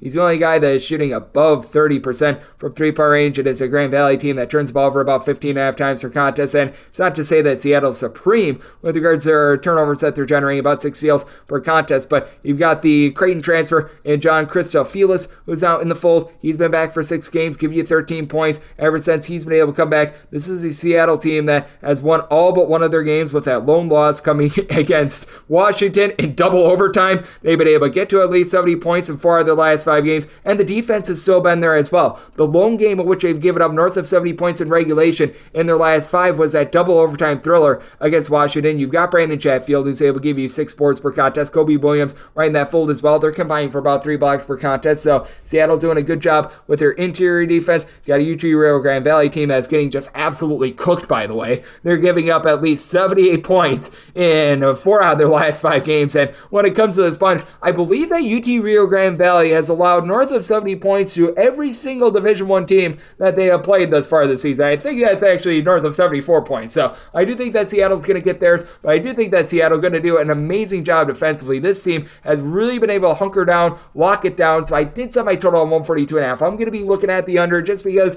I don't think that UT Rio Grande Valley is going to be able to do their part with this total, especially with Seattle having given up 61 points or fewer in each of their last 3 games. Love the way that this team is coming into their own, so made my line 11.5. I'm willing to lay with Seattle, and I'm going to be taking a look at this total under 779, 780 on the betting board. UNC Greensboro, it's the road face-off against Samford. Sam Amford is a 5.5 point favorite. Your total is 154. With Samford, I did set them as a favorite of 5.5 points, so this is right now right on my number. We're going to be waiting to see if we can get a little bit of line movement here. I was seeing a few 5s a little bit earlier, and if we could get down to a 5, that would be a number that I'd be fine with laying. I saw a 6 out there as well, so you get to 6, obviously you're going to be taking the points with UNC Greensboro, so a little bit of wait-and-see mode there, but with regards to the total, I am going to be taking a look at the under, as I did set my total at 153.5. It's a Greensboro team that all of a sudden has not been playing as much defense as they have in past years. Mike Jones, you ask who, and I say Mike Jones, the coach of UNC Greensboro, typically does a good job getting into his team, getting them to play defensively. They're just 171st in the country, though, in terms of points allowed on a per-possession basis. What I will say, though, is that it does feel like the light has come on a little bit more for this UNC Greensboro defense. If you take a look at them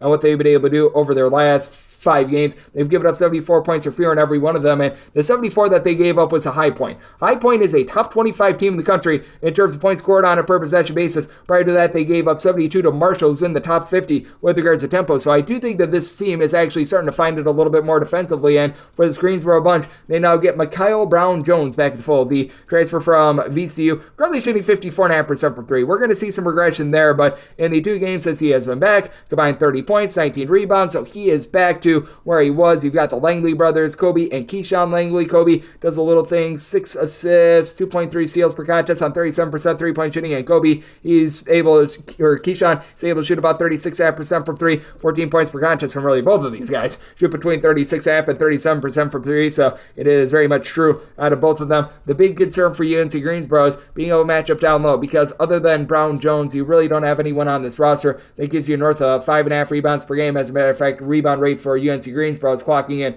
right around about 217th, and this is a Sam Amford team that is greater than the sum of its parts team. They play super up-tempo. They are quite efficient with the ball, as you've been able to bring in Ryland Jones, who began his career over at Utah and Utah State, 5.2 assists and 1.3 turnovers per game. Now, I do think that Samford is going to see a downtick with regards to three-point shooting as well. They're shooting as a collective north of 40% from three-point range. That is just absolutely ridiculous for the tempo and the amount of shots that they are taking, but this is a team that's in the top 140 in terms of rebound rate. A big reason why is that each of your top 3 scorers, AJ Stanton McCray, along with Jermaine Marshall, throwing their anchor as well. These 3 guys, they've been able to do a nice job combining for in that neighborhood about 16 rebounds per game. We've got a lot of guys that they just make ancillary productions as well, like a Garrett Hicks, who's able to give you about 6.5 points per contest for the Samford team. They do turn the ball over a bit with 14 turnovers per game, but they force 11 steals per game as well. It's a Samford team that's really been able to do a nice job defensively as well. 65 points for pure surrender in 3 of their last 4 games, with Greensboro being able to buckle down on defense as well. I do think that this is a lower scoring affair, so you're at the 154, diving in on the under of Greensboro. We're seeing some 6s out there, 6+, going to be willing to take it with Greensboro and taking a look at the under. 781, 782 on the betting board. UMKC is going to be playing us in North Dakota State. The Bison do find themselves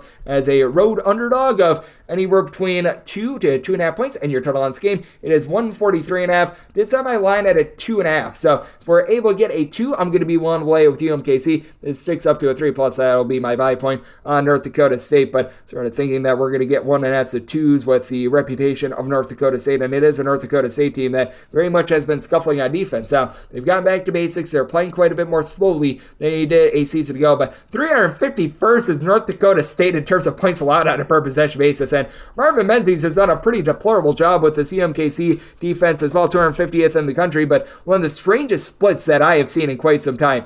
UMKC is giving up 32.4 points fewer per 100 possessions at home rather than on the road. Like, this defense has been absolutely beastly at home. On the road, it is just a skid mark on the underpants of college basketball. I don't know how, I don't know why, but that's what we've got with this UMKC team, a team that has the only injury to Anderson Kopp, but I do feel like they're starting to finally get a little bit more down low because they're going back to Allen, David, and Becca Jr. Last year was tremendous for the team. 9.5 points, 7.5 boards per contest. Why they were slashing his minutes, I have no idea, but he's given the team a combined 27 points in the last 2 games. Hopefully they continue to give him more minutes because he is probably the best player on this team. Meanwhile, you've been able to have in the backcourt Jamar Brown, who's been able to give you about 14 points, 6.5 boards, shooting in the mid-30s from three-point range. It's a UMKC team that they only shoot about 32% from 3, and it is a little bit concerning that at the free throw line they are shooting only in that neighborhood of about 62.5% at the charity stripe with 12.7 turnovers per game, but this is also a North Dakota State team that's one of the worst in all of college basketball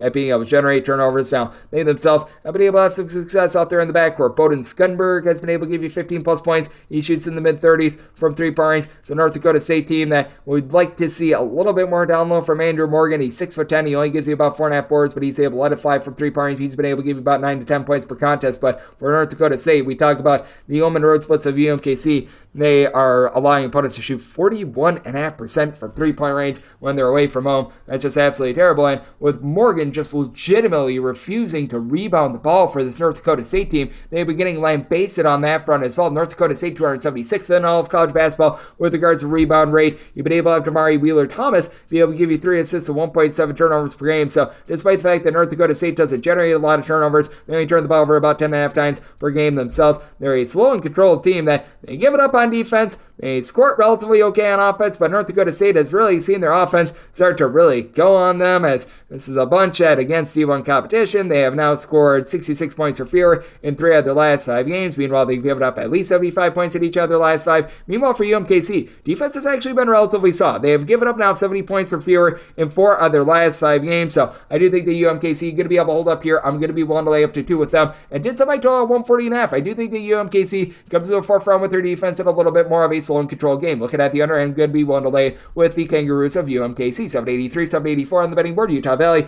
it's road face off against UT Arlington, and the Mavericks of UT Arlington are 3.5 point favorites. Your total on this game is 143, and with Arlington, I did make them a 4 point favorite. So here at the 3.5, I'm going to be willing to lay it. Not willing to lay a half a point more than 3.5, but going to be willing to lay 3.5, as I do think that UT Arlington getting Philip Russell back in the fold is very big. He was one of those 2-time transfers that was barred from playing at the beginning part of the season. He's played 5 games. He's been able to give the team 15 points, 4.4 assists per contest, and should be able to help out an Arlington team that's just flat out had a tough time being able to take care of the ball. They're a bottom 25 team in all of college basketball in terms of turnovers on a per possession basis, and it is an Arlington team which little things has eluded them. They're also 355th in all of college basketball in terms of opponents' 3-point shooting percentage, and this is going to be a situation of something's got to give, because UT Arlington has been getting completely gashed from 3-point range, and now they go up against one of the worst 3-point shooting teams in all of college basketball, Utah Valley, shooting 25.2% from 3-point range. I mean, goodness gracious. This team has one guy right now that averages more than 3 points per game, that is shooting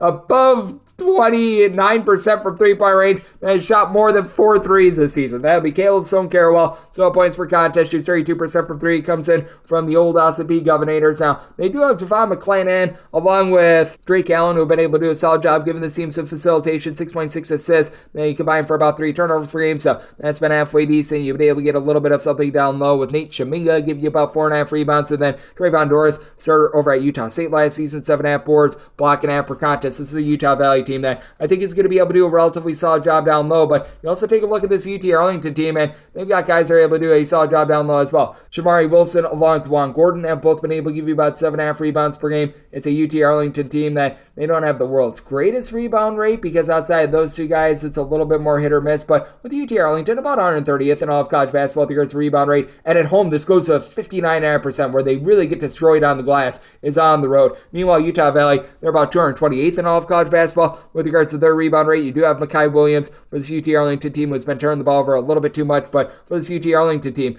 The defense, it certainly has been lacking ever since Philip Russell has come into the fold. They've given up 77 plus points in every game since he has been back. And for Utah Valley, this has been a team that has been really scuffling with regards to their offense. This team has now scored 63 points or fewer in 3 out of their last 5 games. And for Utah Valley, this team has been able to get over the 71-point plateau just twice since the beginning of the month of December. So it is a situation of something's got to give. I do think that things are going to be hyping up offensively a little bit more for this Arlington team, and the defense, it certainly is taking a little bit of a drop off. So looking at the over of the Arlington, willing to lay up to 3.5 points with them. 785, 786 on the betting board. Oral Roberts is going to be playing us in South Dakota. South Dakota does find themselves as a 9.5 point underdog with your total 156.5, and South Dakota did set them as a 10-point underdog. So 9.5 is a max. I'm going to be willing to lay with Oral Roberts, but I am going to be willing to lay it. Oral Roberts, not quite as up-tempo as they were a season ago. As a matter of fact, they are well outside the top 200 in terms of total possessions per game. They still bomb it from 3-point range, though. This team is shooting 38.2% from distance. It is an Oral Roberts team that has been dealing with a few guys that have been out of the fold. DeShung Weaver has been missing the last few games. He's been able to give you about 4 boards per contest. This for an Oral Roberts team that, to start with, it's not like they were doing amazing work on the glass. 350th in terms of rebound rate,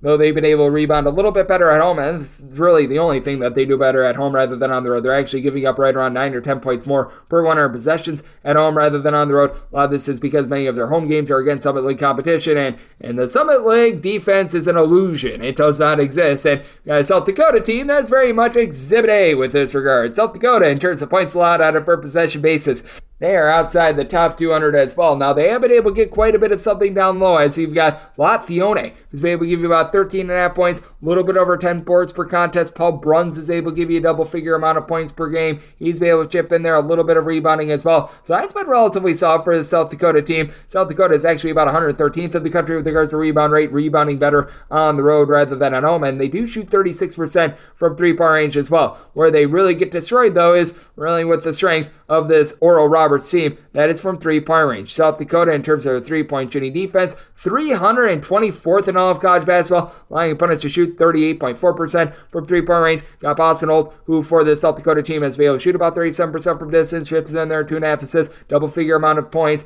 and then you've been able to get Caleb Stewart going for about 13.5 points per contest. He's been able to shoot 42% from 3-point range himself. Caleb Stewart has been a little bit in and out of the fold, though, limited to 10 minutes in the last game against Montana. There's a good likelihood that he's not going to play, and that's been factored in this one as well. And I do think that Isaac McBride, who's been able to give this Oral Roberts team right around 19.5 points per contest, he's going to come to play, and you've got an Oral Roberts team that has been able to get a little bit more rebounding out of Jalen Bedford as well. He's been able to shoot 42% from 3, 14.5 points, 6.5 boards, but 7+ rebounds each of the last 4 games, 17+ points in 2 of the last 3. It's really been able to come to the forefront for an Oral Roberts team that's only turned the ball over 9.5 times per game. That's a top 25 mark in terms of fewest turnovers on a per possession basis. So I do think that you're going to have a lot of offensive efficiency in this game. I think this has gotten a little bit too high just because I don't know if you get enough possessions in this game. And on top of that, the Stewart injury does hurt the South Dakota team as well. So looking at the underset by total 154 and want to lay up to 9.5 with Oral Roberts. 787, 788 on the betting board. It is Southern Indiana hitting the road face-off against SIU Edwardsville. Edwardsville does find themselves as a favorite of 8 points. And your total on this game is 137. And with Edwardsville, set them as a 9-point favorite. I'm going to be willing to lay the number with Edwardsville. They were honestly a relatively solid defense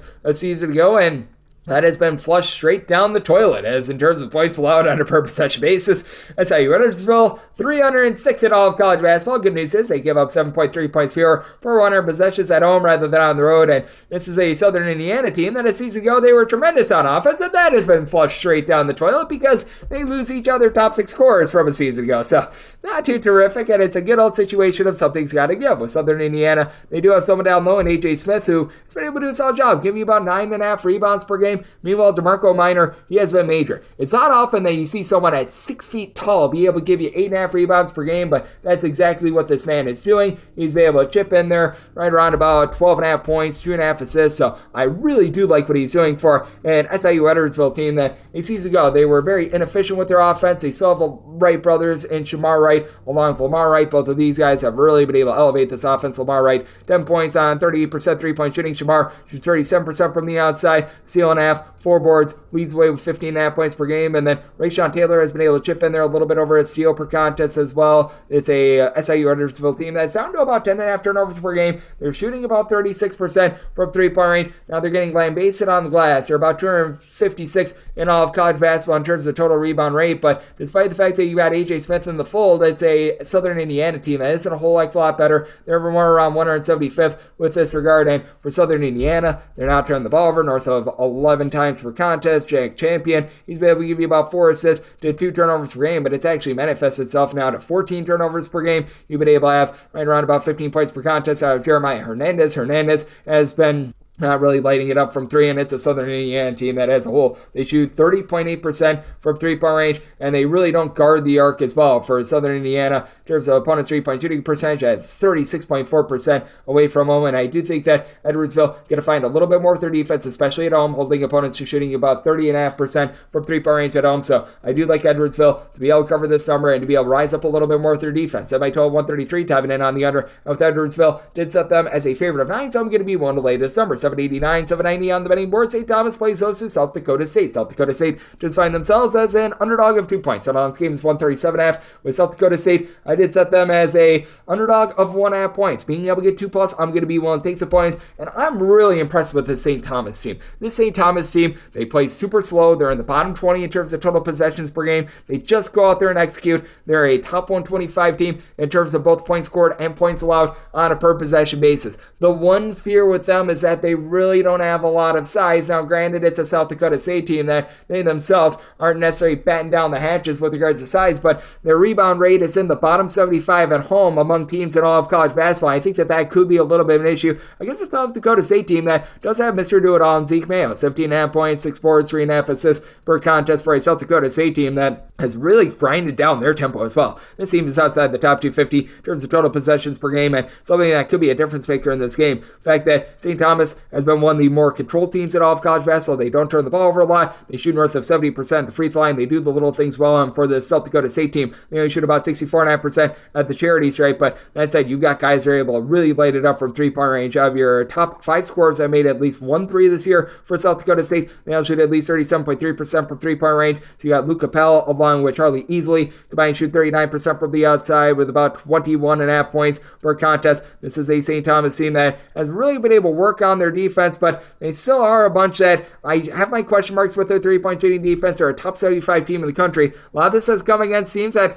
don't really shoot it well from 3-point range, so we're just going to call it what it is. It is a St. Thomas team that has been able to elevate a little bit more from 3-point range as well. South Dakota State, they're about 247th with this regard, and it is a St. Thomas team that, though they don't necessarily have that one guy that's really going to give you north of 5 rebounds per game, I do think that they're going to be able to do a relatively solid job, which is why I do like them to be able to win this game outright, with Parker Jorklin, Raheem Anthony being able to both give you about 4.5 to 5 rebounds per game, and they combine for in that neighborhood about 24 points per contest. And then you've got Kendall Blue being able to give you 9.5 points per game for a bunch that does shoot about 36.5% from 3-point range. St. Thomas has really done a supreme job defensively recently, giving up 67 points of fear in each of their last 5 games. And on top of that, for the St. Thomas team, they have allowed one team out of their last 7 to be able to exceed the 67-point plateau, and that would be Marquette. Meanwhile, you've got a South Dakota State team that they themselves have gotten to at least 73 points in each of their last 3 games. That includes against Weber State. So good old situation of something's got to give. Set my line at a 1.5, so at a 2+, I'm going to be taking the points with South Dakota State, and I did set my total at a 137.5. We're going to be waiting on a little bit of line movement.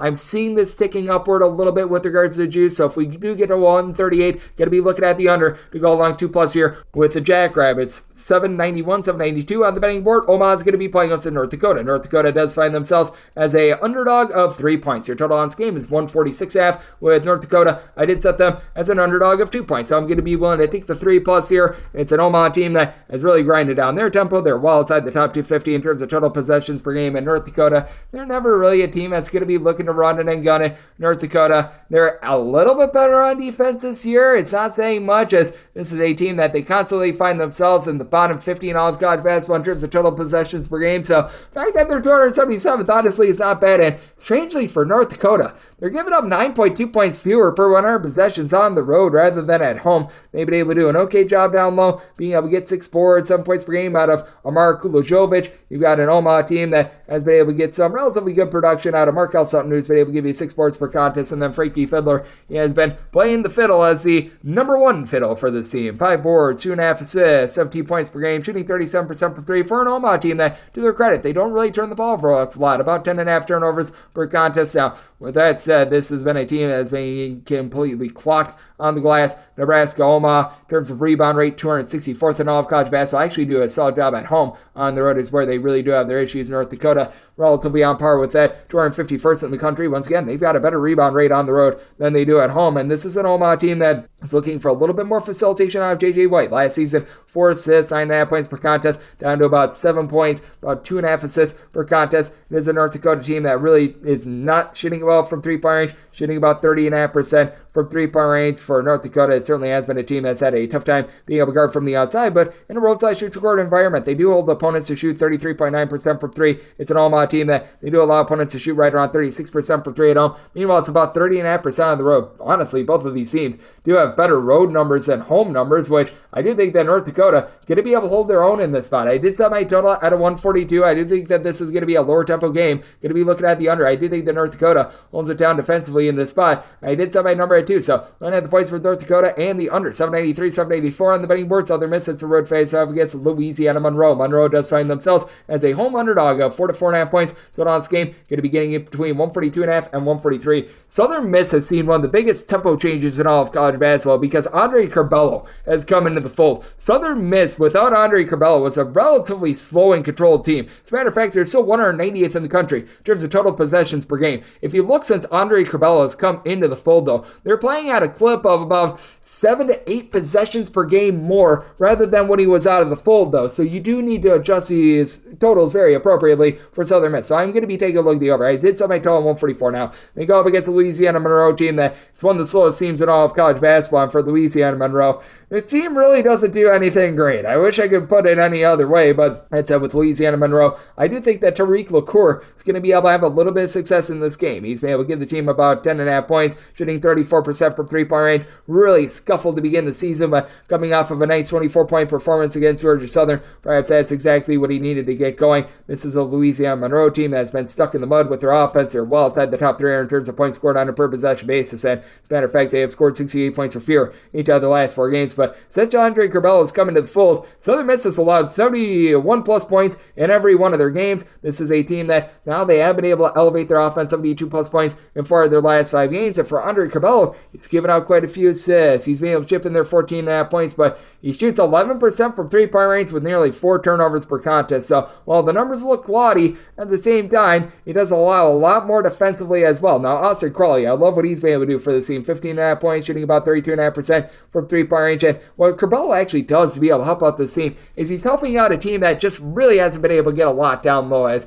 you've had Victor Hart be able to give you about 5.5 rebounds per game. Victor Uwakar has been able to give you about 1.7 blocks per contest. So he's been able to do a halfway decent job there. But this is a Southern Miss team that's about 253rd in all of college basketball with regards to rebound rate. So being able to get a few more rebounds, that actually does elevate this team. And they go up against the Louisiana Monroe team. And it's not like they're doing an amazing job on the glass. But that said, at home, they're actually having a rebound rate of right around 55%. On the road, they do get pounded on the glass. Nika Mercatelvigili, the gentleman from Georgia, whose last name I will never be able to pronounce, has been able to give you 10 points, 6 boards per contest for a Louisiana Monroe team that only shooting as a collective about 27.5% from three-point range. But fortunately for them, this is a Southern Miss team that's 330th in the college basketball and opponent's three-point shooting percentage. I do think that Monroe going to get their offense going. I think Southern Miss wins this game outright, but I think you get the Andre Curbelo experience. He'll probably go for darn near triple-double with perhaps one of those categories of which he gets the triple-double being turnovers, and that'll be enough for Louisiana Monroe to hang in this game. So going to be taking a look at the over, and we'll take the 4+ here with Monroe. 795, 786 on the betting board. Texas State, it's a road face-off against Arkansas State, and Arkansas State does find themselves as favorites of 8 points. Totals between 145 and 145.5. Arkansas State I did set as a 7.5 point favorite. So here at the 8, I'm going to be willing to take these points. It's a Texas State team that has been really looking for a little bit of backcourt play, but perhaps getting Colton Benson back in the fold after he transferred in from Army. It's going to be able to elevate the same. First game or two, he was relatively pedestrian, but now it's really been able to emerge for this bunch, being able to chip in there 39 points in the last 3 games. When he was at Army last year, shot 37% from 3, 11.5 points per contest. That's big for a Texas State team that's currently shooting 65% free throw line, 31% from 3, and it's well outside the top 250 in terms of points scored on a per possession basis. They've been able to get quite a bit out of Brandon Love, who's been able to give you about 6 boards, 11.5 points per game, and Texas State was really banking on being able to do a good job down low. They did have Tyrell Morgan, the guy that they thought was really going to be able to elevate the team down low, go down with an injury after about 2 games, so that's been a little bit of an issue, and that's a big reason why this Texas State team only about 148th with regards to rebound rate and isn't a whole heck of a lot better. Meanwhile, this is an Arkansas State team that it's a lot of transfers that have come together and have been able to fortify a team that is now playing super duper up tempo. They're certainly giving up their points, but that said, this is an Arkansas State team that has become quite a bit more exciting with their 3-point shooting, and they are about 129th in the country with regards to rebound rate. DeAndre Dominguez has a lot to do with that. A 6'9" combo player that comes in from UMass, 14 points, 8.5 boards, shooting 35% from 3-point range for a bunch that they do shoot about 35.5% as a collective from 3-point range. We've got Caleb Fields, Tyron Todd, along with Freddie X. I'll be giving you between 10 and 11.5 points per contest. They'll chip in there at least 2.5 assists per game as well. This is a team that does a really good job of being able to facilitate by committee. That's going to be a little bit of an issue for a Texas State team that they've certainly been giving up their points recently. This is not the same Texas State team that we have seen in the past with regards to their defense as against C1 competition. They have now given up north of 70 points in each of their last 4 games, and if you take a look at the team in terms of points allowed on a per possession basis, just a little bit of a far cry from what we've seen in past years. Texas State, they're clocking in 178th in terms of points allowed on a per possession basis, but I do think that they're going to be able to find it here a little bit more with their 3-point shooting defense being so good. It's a Texas State team that's in the top 40 nationally in terms of opponents' 3-point shooting percentage. When it comes to Arkansas State, they've been relatively solid at being able to guard the arc as well. In a roadside shoot record environment, opponents are shooting 29.8% from 3-point range, so it is a spot where I'm going to be looking at the under. I did set my total at a 143.5. With Texas State, they're only giving up about 2.5 to 3 points more per 100 possessions on the road rather than at home. I do think that this team travels, so I'm going to be willing to take the points, set my line at a 7.5, so at 8+, take the points with Texas State, and going to be looking at the under. 797, 798 on the betting board. It is Morehead State, and at the road they're facing off against Eastern Illinois. Eastern Illinois does find themselves as an underdog of 8 points, and your total on this game, you're getting it anywhere between a 133.5 and a 134, and for Eastern Illinois, I did set them as a 5.5 point underdog, so I'm going to be willing to take the points. It's an Eastern Illinois team that, as we recall, in the back half of non-conference play, they were within a possession against Kansas with like 4 minutes remaining. It's an Eastern Illinois team that ever since then they've dropped off the face of planet Earth a little bit, and they're not guarding the arc. They're 293rd in the country with this regard. That said, this is a Morehead State team I think is getting a little bit fat and happy. I think that they're getting a little bit overvalued, and for Eastern Illinois, they're doing a little bit of a better job down low. Cooper Jacoby has been able to give you north of 10 points, right in the neighborhood of about 8 rebounds per game. It's a Morehead State team that has a versatile player that I like in Riley Minix, who's been able to give you 17.5 points, 9.5 boards, shoots the ball from 3-point range, but Morehead State does get into a little bit of trouble with the 13.5 turnovers per game. This is a Morehead State team that has really done a nice job on the glass, top 50 team in the country with that regard. But this is an Eastern Illinois team that they've been able to generate more turnovers ever since Tiger Booker has come into the fold. Tiger Booker, a little bit of a transfer that he was missing the first 3 or 4 games of the season, and has now been able to log 13.5 points, 3 assists, and shoots in the mid-30s from 3-point range for an Eastern Illinois team that they should be able to win the turnover battle. They're only turned the ball over about 11 times per contest. We've seen this team come alive quite a bit more with regards to their offense as well. This has been a team that has been able to get to at least 70 points in now 5 out of their last 7 games. It is a Morehead State team, though, that has really been able to find it defensively as well. Last time Morehead State gave up north of 70 points, you have to go back about 5 or so games ago against North Alabama, even against Indiana. They were able to hold them to below 70. You've got quite a few guys in the backcourt that are able to facilitate. Drew Thelwell has been your main guy, 6 assists per contest, shooting 36% from 3-point range. And as a matter of fact, out of your top 5 scorers for this Morehead State team, only Riley Minix is shooting below 35% from 3-point range. Everyone else has been able to shoot better than that. Khalil Thomas, Jerome Lathan, they've been able to combine for about 20.5 points per contest. They're both shooting north of 40% from 3-point range, but I do think that Eastern Illinois is going to be able to hold up in this ordeal, even though Morehead State has been able to do a solid job overall of giving up a low amount of points in these last few games. If you take a look at the overall points allowed on a per possession basis, they're more around 189th in all of college basketball, so you do have some issues there. They're a very slow and controlled team. It's an Eastern Illinois team that has really been looking looking to push down their tempo. And for Eastern Illinois, they've been different defensively at home rather than on the road, giving up 15.3 points fewer per 100 possession. So it is an ordeal where I'm going to be taking a look at the points at my line at a 5.5. And with regards to total, I do think that this Eastern Illinois team starting to crank it up a little bit more. Morehead St is able to light it up from 3 in Eastern Illinois. That is their Achilles heel. So I'm going to be taking a look at the over. Did set my total at 137.5 and looking at the points with Eastern Illinois. 799, 800 on the betting board. Southeast Missouri State does play out of Lindenwood. Lindenwood is an underdog of 3.5 points with your total between 146 and 146.5. And with Lindenwood, I did set them as an underdog of 3 points. So being able to get the hook, I'm going to be willing to take a look at the points. These two teams are both outside the top 275 in terms of points scored on a per possession basis. Both of these teams are outside the top 250 in terms of points allowed on a per possession basis. You've got one guy in this game that gives you north of 5 rebounds per game. That'd be Keenan Cole for Lindenwood with about 5.5 rebounds per game.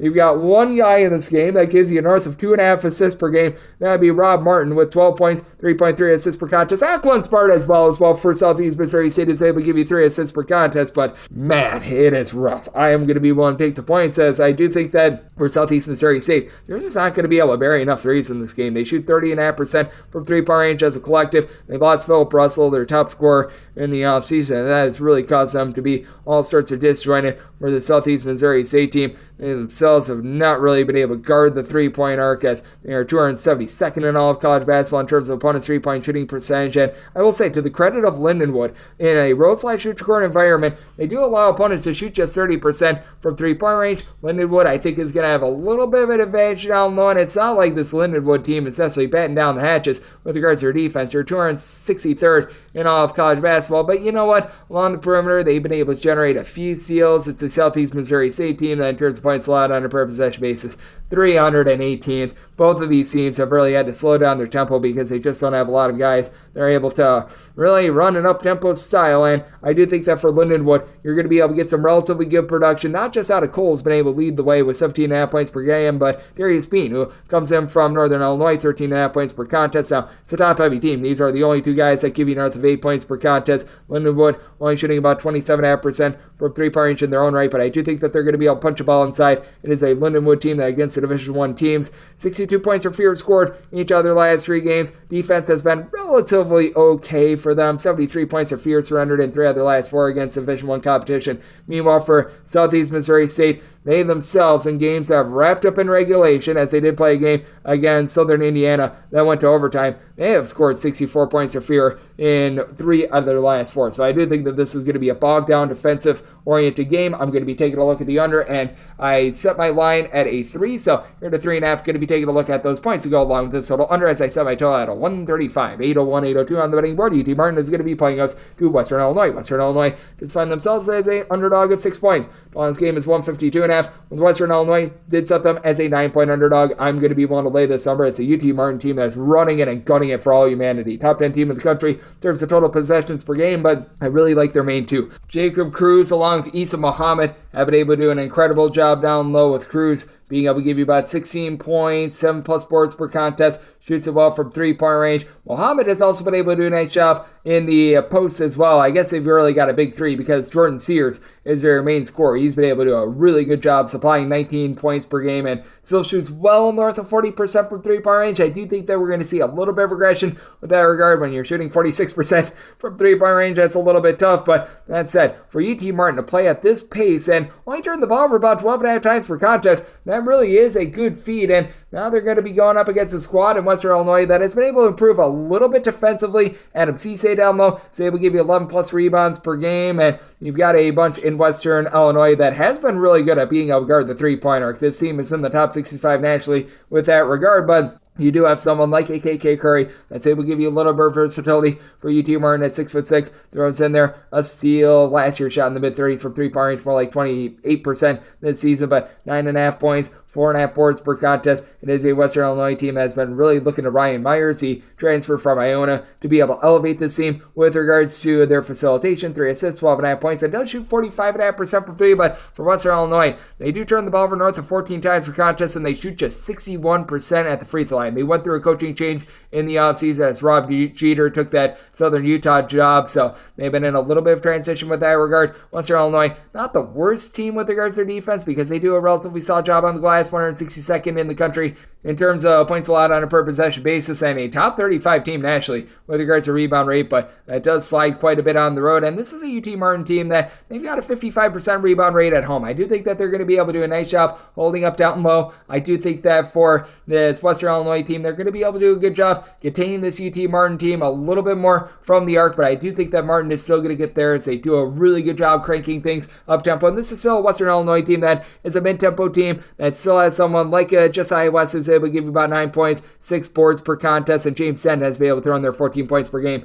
as well. So I did set my total at 157. I'm going to be looking at the over with Martin. Did set them as a 9-point favorite. It's also willing to lay the number. 803, 804 on the betting board. Utah is going to be playing us to UCLA. This was an opener of 10. Now I'm seeing anywhere between 9 and 9.5 with Utah laying it. Total on this game is 137.5. I did set my line at a 9.5. If we get back to 10, that's my buy point on UCLA. Starting to see some 9s pop, and at a 9, this is my buy point on Utah. Utah has been able to do a really good job of just having overall versatility. The defense is taking a little bit of a nosedive from where it was a season ago. Last year, this was actually a top 50 team in terms of points allowed on a per possession basis, but we saw Brandon Carlson, a true 7-footer, give you 15 plus points, 7 plus boards, shooting in the high 30s from 3-point range. For Utah, they're about 104th in the country in terms of points allowed on a per possession basis, but you don't need a supreme defense to be able to lock down this UCLA team, and they are giving up 18.8 points fewer per 100 possessions at home rather than in a roadside-shoot-to-court environment. We were talking about with Sean Paul, the fact that you just have not had these international guys pan out whatsoever. Ade Mera, the 7'3" unicorn, is giving you right around 4 points per contest. You've got Sebastian Mack, who's had to do everything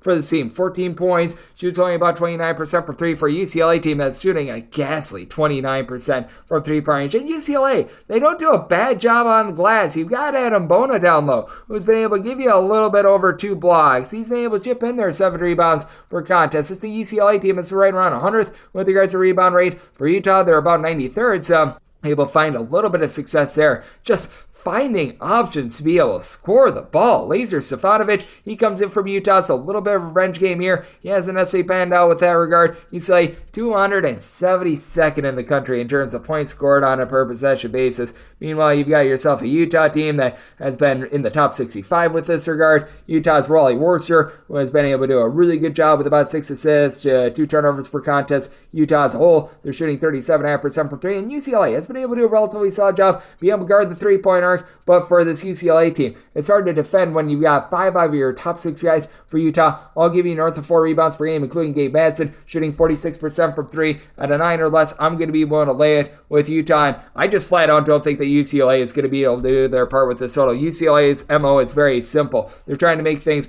grimy and slow because they have no offense whatsoever. Somebody told 133.5 diving in on the under, and with Utah, want to lay up to 9 with them. 805, 806 on the betting board. Louisiana Tech, it's a road face-off against Middle Tennessee. Middle Tennessee is a 6.5-point underdog, and your total is between 128 and 128.5. For Middle Tennessee, this has become one of the slowest teams in all of college basketball, and they themselves outside the top 275 in terms of points scored on a per possession basis. I did sell Louisiana Tech as just a 6-point favorite, though. I'm going to be willing to take 6.5 plus here with Middle Tennessee, as Middle Tennessee has been able to do a relatively solid job with their defense. They're not generating turnovers the same way that they did a season ago, but that said, when it comes to this Middle Tennessee team, you'll be able to have Elias King be able to rise up a little bit in terms of his scoring. 12.5 points, shooting 34% from 3-point range for a bunch that they do shoot 65% free throw line, 27.5% from the outside, 13.5 turnovers per game, and now they do go up against the Louisiana Tech team as well inside the top 100 in terms of points allowed on a per possession basis. What is going to be very key for this Middle Tennessee team is trying to be able to match up on the glass, as for Middle Tennessee, they've been able to do an okay job, actually a pretty solid job, with regards to perimeter defense. In terms of opponents' 3-point shooting percentage, it's an MTU squad that ranks right around about 123rd in the country, and at home, opponents are shooting only about 29.5% from 3-point range, but Daniel Pacho being able to register darn near a double-double for Louisiana Tech, that makes things very hard to guard against a Louisiana Tech team that overall, in terms of rebound rate, top 50 team in all of college basketball. When it comes to Middle Tennessee, they're clocking in 239, so that's been a little bit of an issue. You've been able to have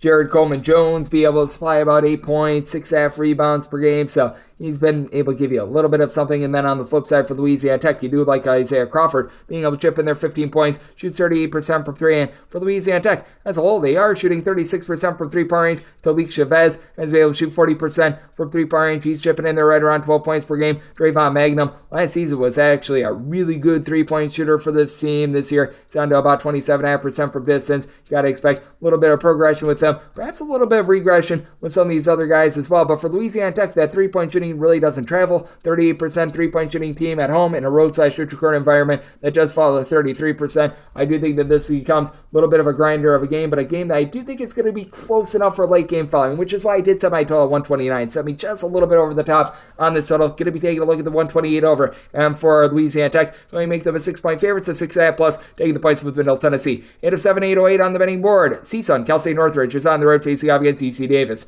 UC Davis is a 3.5 point favorite. Total on this game is between 148 and 149, and I think the wrong team is favored here. I did set this UC Davis team as a underdog of a point, so I'm going to be taking a look at CSUN right on the money line. This CSUN team has been absolutely tremendous in the way that they have been able to just cover so many spreads. They have covered all but one spread thus far this season, and I do think that they're going to be able to keep it going in this ordeal. With CSUN, this has become a top 75 team in terms of points allowed on a per possession basis. Now, with CSUN, it is a squad that can be a little bit selective, and they can be a little bit hit or miss with regards to their 3-point shooting percentage, and this is a team that's going to turn the ball over right around about 14.5 times per contest, but you've got a big two that has really stuck with this program despite the coaching change over to Andy Newman, who came over from D2 Cal State Bernardino. That'd be Deshaun Allen Ikens along with Deontay Bostic. These two guys have been able to get combined for about 35.5 points per contest. Allen Ikens about 6 boards, shooting 40% from 3. Bostic shoots 39% from the outside. All in all, it is a team that only shoots about 32% from 3-point range, but with the CSUN team, they do a nice job of being able to lock you down from 3-point range. They are 27th in all of college basketball in terms of opponents' 3-point shooting percentage, falling to 27.8%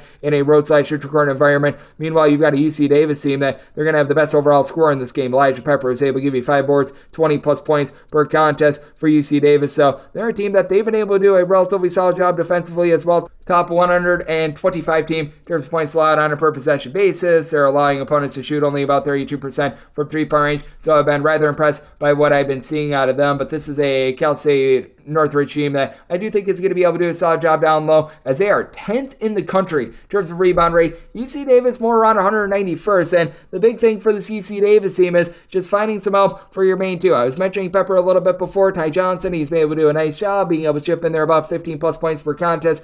Really passe. You don't have anyone else that really gives you a lot of rebounding. You don't have anyone else that's really giving you north of about 6 points per contest. As Niko Rokac has been able to give you about 5 rebounds per game. He's leading the way for this bunch. Meanwhile, for CSUN, been able to get in that neighborhood about 7 boards, 13 points per contest. The non-D1 transfer in Keontae Jones. It is a CSUN team that as well has been able to really go about 9 or 10 deep. This has been a team that has been cranking up their tempo a little bit. Now they've got G&I Hunt, the Oregon State and Sacramento State transfer, back at the fold. Since he's returned, he's been able to give the team 6 plus points in every single one of his games. Turn the ball over a little bit too much, but give you 3 assists per contest as well. I just think that CSUN going to be able to get it done. I think that they're going to do a nice job defensively against a UC Davis team that they themselves have been playing much more defense-oriented. They have given up 65 points or fewer in each of their last 5 games in regulation. So here at this total, going to be looking at the under semi-total 147 and looking at CSUN outright on the money line. 809, 810 on the betting board. It is Northern Arizona hitting the road face-off against Montana State. And Montana State does find themselves as a favorite of between 2.5 and 3 points. Total on this game is 144, and with Montana State, I did set them as a favorite of 3.5 points. This is going to be a spot where I'm going to be willing to lay it with Montana State. You've got the mighty warrior down low in Robert Ford III, who he is only about like 6'1" or so. He gives you 8 boards. He gives you nearly 2 steals, shipping in there 12 plus points per contest. Absolutely love what he's been able to do for the team. And they go up against a Northern Arizona team that over the last few years they've really had their defensive woes, especially now that they've got out of the fold their main guy in Carson Towd, who last season was able to do a really nice job of being able to hit the boards, was able to give the team 3 plus assists per contest.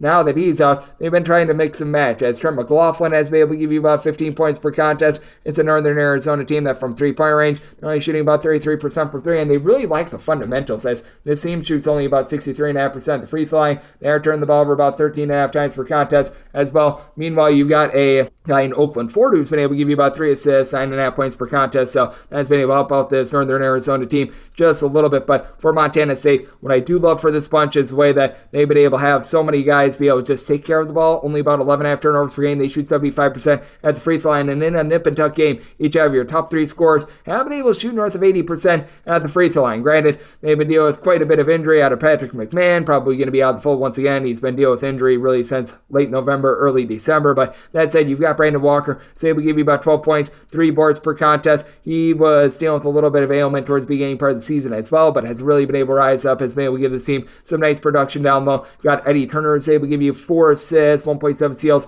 per contest as well, and it's a Montana State team that, while they're not the world's greatest team defensively, that is indicated by the fact that they've given up 80-plus points in 4 of their last 5 games. They're they're going to be able to generate a few turnovers. It's a Northern Arizona team that's been having their issues offensively as well, failing to get past 55 points in 2 out of the last 4 games. Both of these teams have been very much all over the place with regards to both their offense and their defense, and neither of these teams are really up-tempo. With Northern Arizona, in terms of total possessions per game, this team is clocking in right around about 185th. This is a Montana State team in terms of their total possessions per game, 207th. Both of these teams just not really doing the world's greatest job defensively recently, especially Montana State now at 261st in all of college basketball in this regard, but Northern Arizona 280th. I do think that Robert Ford going to be a difference maker for Montana State, so I'm going to be willing to lay the number. Did set them as a 3.5 point favorite, and I think that just in terms of the raw possessions, you're going to get a slowed down game. Semi-total 141.5, looking at the under, and one to lay with Montana State. 8-11, 8-12 on the betting board. Montana's going to be playing us in Northern Colorado. Northern Colorado does find themselves as a underdog of 7.5 points, with your total between 156 and 156.5, with Northern Colorado did set them as an underdog of 7.5 points. So this is a number that's currently right on mine. I was seeing a few 7s a little bit earlier, and I've seen 1 or 2 pop up, and personally I'd rather lay a 7 rather than take an 8 as well. So as long as we are able to get a 7, I'm going to be willing to lay with Montana. With Montana, I do expect Aiden Moody, who's continuing to give you 15-plus points per contest, to have some positivity with regards to his 3-point shooting numbers. He's only been able to shoot about 32% from 3-point range, and last year that was more around 40%. I'm not saying that he's going to be back to 40-plus% this season, but certainly I do think that we're going to see that hike up just a little bit. This is also a Montana team that's got Lalau Oke, who's been able to do a very nice job down low for this bunch, as he's been able to supply the team with about 7.5 rebounds per game. And for Northern Colorado, this team really operates as St. Thomas does. St. Thomas has been tremendous with 18 points, 9.5 boards, 3 assists, 1.5 steals per contest. Comes in from Loyola of Chicago, but he just needs a little bit more support. You've got DeJure Reeves, who's shipped in there about 14.5 points per contest, but the hallmark of this Northern Colorado team is not a lot of defense. And for Northern Colorado, 299th in the country in terms of points allowed on a per possession basis. That's been relatively rough, and it's not like this Montana team has necessarily been batting down the hatches with their defense as well. 256th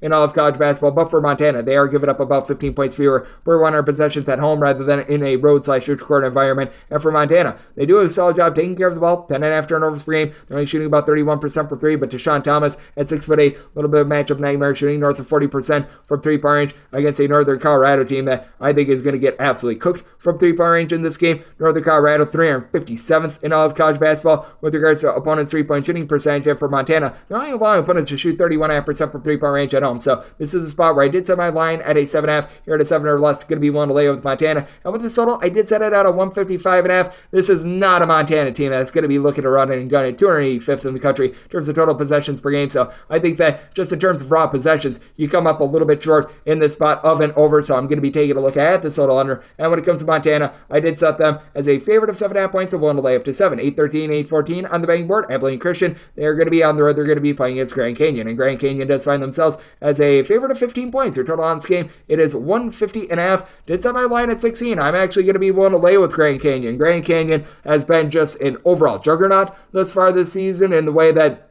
they have been able to just find a little bit more defense, and on top of that, with regards to that defense, they've been able to do a really good job of locking down from inside the arc. As you've got Gabe McLaughlin, who's been able to give you 8+ rebounds per game. It is a Grand Canyon team that certainly it's been a little bit touch and go for them with regards to the 3-point shooting, more around 32 to 33% 3-point shooting after a season ago. They were one of the most supreme teams in all of college basketball in that regard, but Grand Canyon has offset that by being a team that ranks in the top 30 nationally in terms of overall rebound rate, and they go up against an Abilene Christian team that is an all-or-nothing gamble for Seals team, and that does leave them a little bit vulnerable from the outside. Abilene Christian, when they're not able to generate a seal, they leave themselves open to some very easy looks, 216th in all of college basketball in terms of opponents' three-point shooting percentage, and it is an Abilene Christian team that the whole is greater than the sum of its parts. They've been able to get a little bit more outside shooting this year than a season ago. Hunter Jack Madden has been able to shoot north of 40% from three-point range. You've got Ali Abdul-Diba, who comes over from Chicago State. He's been able to log about 15.5 points per contest, shooting 35% from three-point range, while Madden shoots more like 46% for three,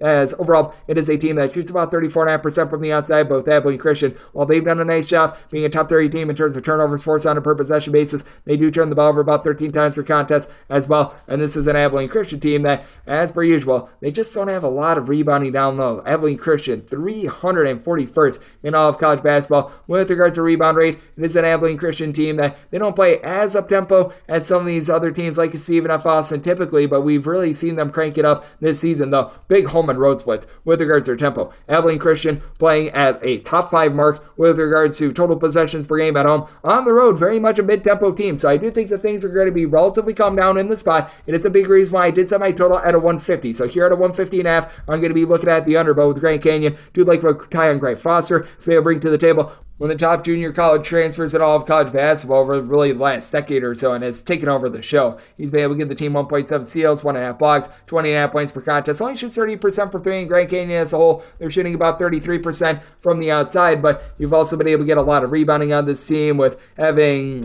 about 5 or so rebounds per game out of Sidney Curry. You're now getting about 5.5 boards out of Duke Brennan as well. And I do think that Grand Canyon going to do a nice job of being able to win from within. It is an Abilene Christian team that has been bleeding points, giving up 80-plus points in each out of their last 4 games, with Grand Canyon really putting the clamps down defensively themselves. They have now given up 70 points or fewer in 3 out of their last 5 games, and if you want to date it back a little bit further, 5 out of their last 7. So did set my total 150. I'm going to be diving in on the under. And when it comes to this Grand Canyon bunch, I did set them as a favorite of 16 points, so I'm going to be willing to lay the number. 815, 816 on the betting board. Utah Tech is going to be playing us to Stephen F. Austin. Stephen F. Austin does find themselves as a road favorite of anywhere between 6 and 6.5 points. Totals between 146 and 146.5. I did set my total at a 151. I'm going to be looking at the over. This is a Stephen F. Austin team that they always look to play with their hair on fire. Top 20 team in terms of turnovers forced on a per possession basis. Top 20 team in the country in terms of turnovers given away on a per possession basis as well. And then you've got yourself a bunch in Utah Tech that they aren't really looking to slow down either, and they've had an issue taking care of the ball. They are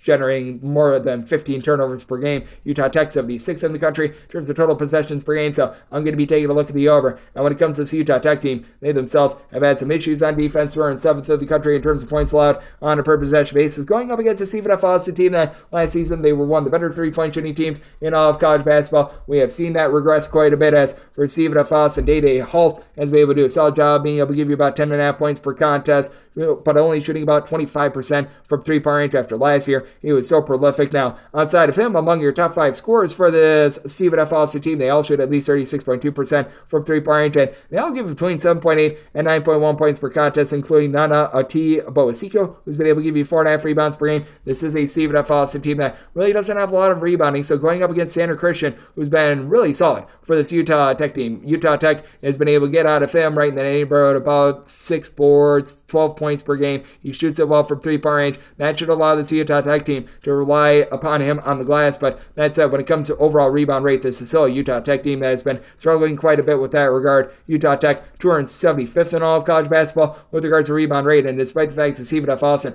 really doesn't have anyone on the roster that gives you north of 5.1 rebounds per game, a top 90 team in all of college basketball with that regard, Utah Tech, they do shoot about 35.5% from three-point range, and now they're getting back in the fold. David Elliott, who's been able to shoot 45% from three-point range, was missing for north of a month, but ever since he's returned, hasn't necessarily been able to give you a ton from the outside. And this is a Utah Tech team that they're very prone to giving up a lot of open looks as well. They're 214th in the country in terms of opponents' three-point shooting percentage. Stephen F. Austin right on par with that, 227. So I do think that you get a plentiful amount of points in this spot. Did set my total at a 151, so I'm going to be looking at the over. And with Stephen F. Austin, I do think that they go on the road, turn over Utah Tech, and get it done. Set them them as a 9-point favorite, so willing to lay the number and taking a look at the over. 8-17, 8-18 on the betting board. Illinois is going to be playing us at Michigan State. Michigan State does find themselves as an underdog of 3.5 points. Totals between 150 and 150.5 with Michigan State. I did set them as a underdog of 3.5 points. Seeing some fours popping up on the board right now, and at a 4, I'm certainly going to be willing to take the points with Michigan State. Michigan State had a really rough start to the season from 3-point range. First 9 or 10 games of the season, they were shooting below 30% from 3-point range. That was just an almighty struggle. They've been able to rise up a little bit ever since then, and they go up against an Illinois team that they're without their top scorer in Terrence Shannon, but they've been able to do a very solid job without him on offense. The question mark is, can their defense continue to maintain, as Illinois has been a different team at home rather than on the road, with their defense allowing opponents to shoot about 30.1% from 3-point range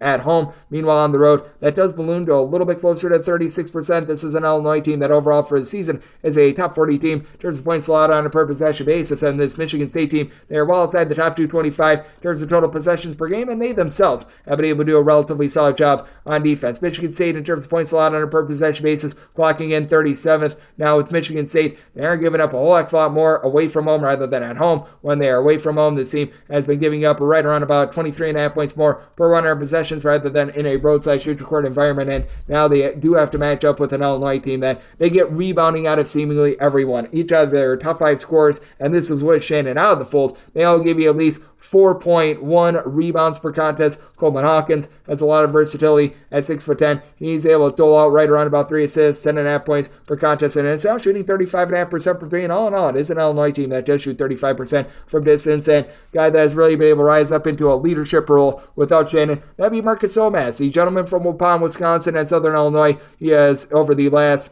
3 games, been able to give the team double figures in every one of them, a combined 58 points in their last 2 games as well, being able to chip in there quite a few assists, as he's got 22 assists in the last 3 contests. We've also seen a lot more of Justin Harmon, a guy that was a little bit of an afterthought towards the beginning part of the season. In the last 3 games, he's been able to rise up, be able to give the team 33 points after he was averaging only about 6 points per contest prior to that. Meanwhile, for Michigan State, just as Ty Walker show, he's been able to give the team 20.5 points, shooting 41.5% from 3-point range, and Michigan State, after they were a top 5 team in all of college basketball in terms of 3-point shooting percentage a season ago, it just looks like it's back for them. They're shooting 36% from the outside. Now the question mark is, what are they going to be able to get down low? Because Matty Sissoko has been able to give you about 6.5 rebounds per game, but past that, you don't have a single other guy that does give you north of 4.5 rebounds per game for Michigan State. Still a team that ranks right around 91st in the country in terms of overall rebound rate, but they're going to be meeting their match against an Illinois team that is 8th in the country, so it is a very interesting spot. I do think that with Illinois, they are going to be feeling that loss of Shannon sooner rather than later. I do think that Illinois is going to become a little bit more of a defense-oriented team, recognizing their first 3 games without Shannon, 78-plus points in every one of them, but I do think that for Michigan State, with their defense being able to do what they've been able to do recently, as they have now given up a grand total of 64 points or fewer for their last 6 games, going to be able to slow this game down. Set my line at 3.5, so I had a 4 taking the points with Michigan State, and did set my total 141.5. Also looking at the under 819, 820 on the betting board. Weber State is ready to face off against Sacramento St, and Sac State does find themselves as an underdog of 9 points. Their total on this game is 135.5, and with Sacramento State, I did set them as an underdog of 9 points. So we're going to be waiting on a little bit of line movement here. I'm going to be taking a look at the under as well, because you've got a Weber State team that they are currently outside the top 325 in terms of total possessions per game. Sacramento State, under the tutelage of David Patrick, typically a much more slow and controlled team, but we have really seen this defense hit the skids. I was seeing a little bit of an 8 out there earlier as well, and Weber State, and if we can get back to that 8, I'm going to be willing to lay it, but Sacramento State, in terms of points allowed on a per possession basis, my goodness gracious,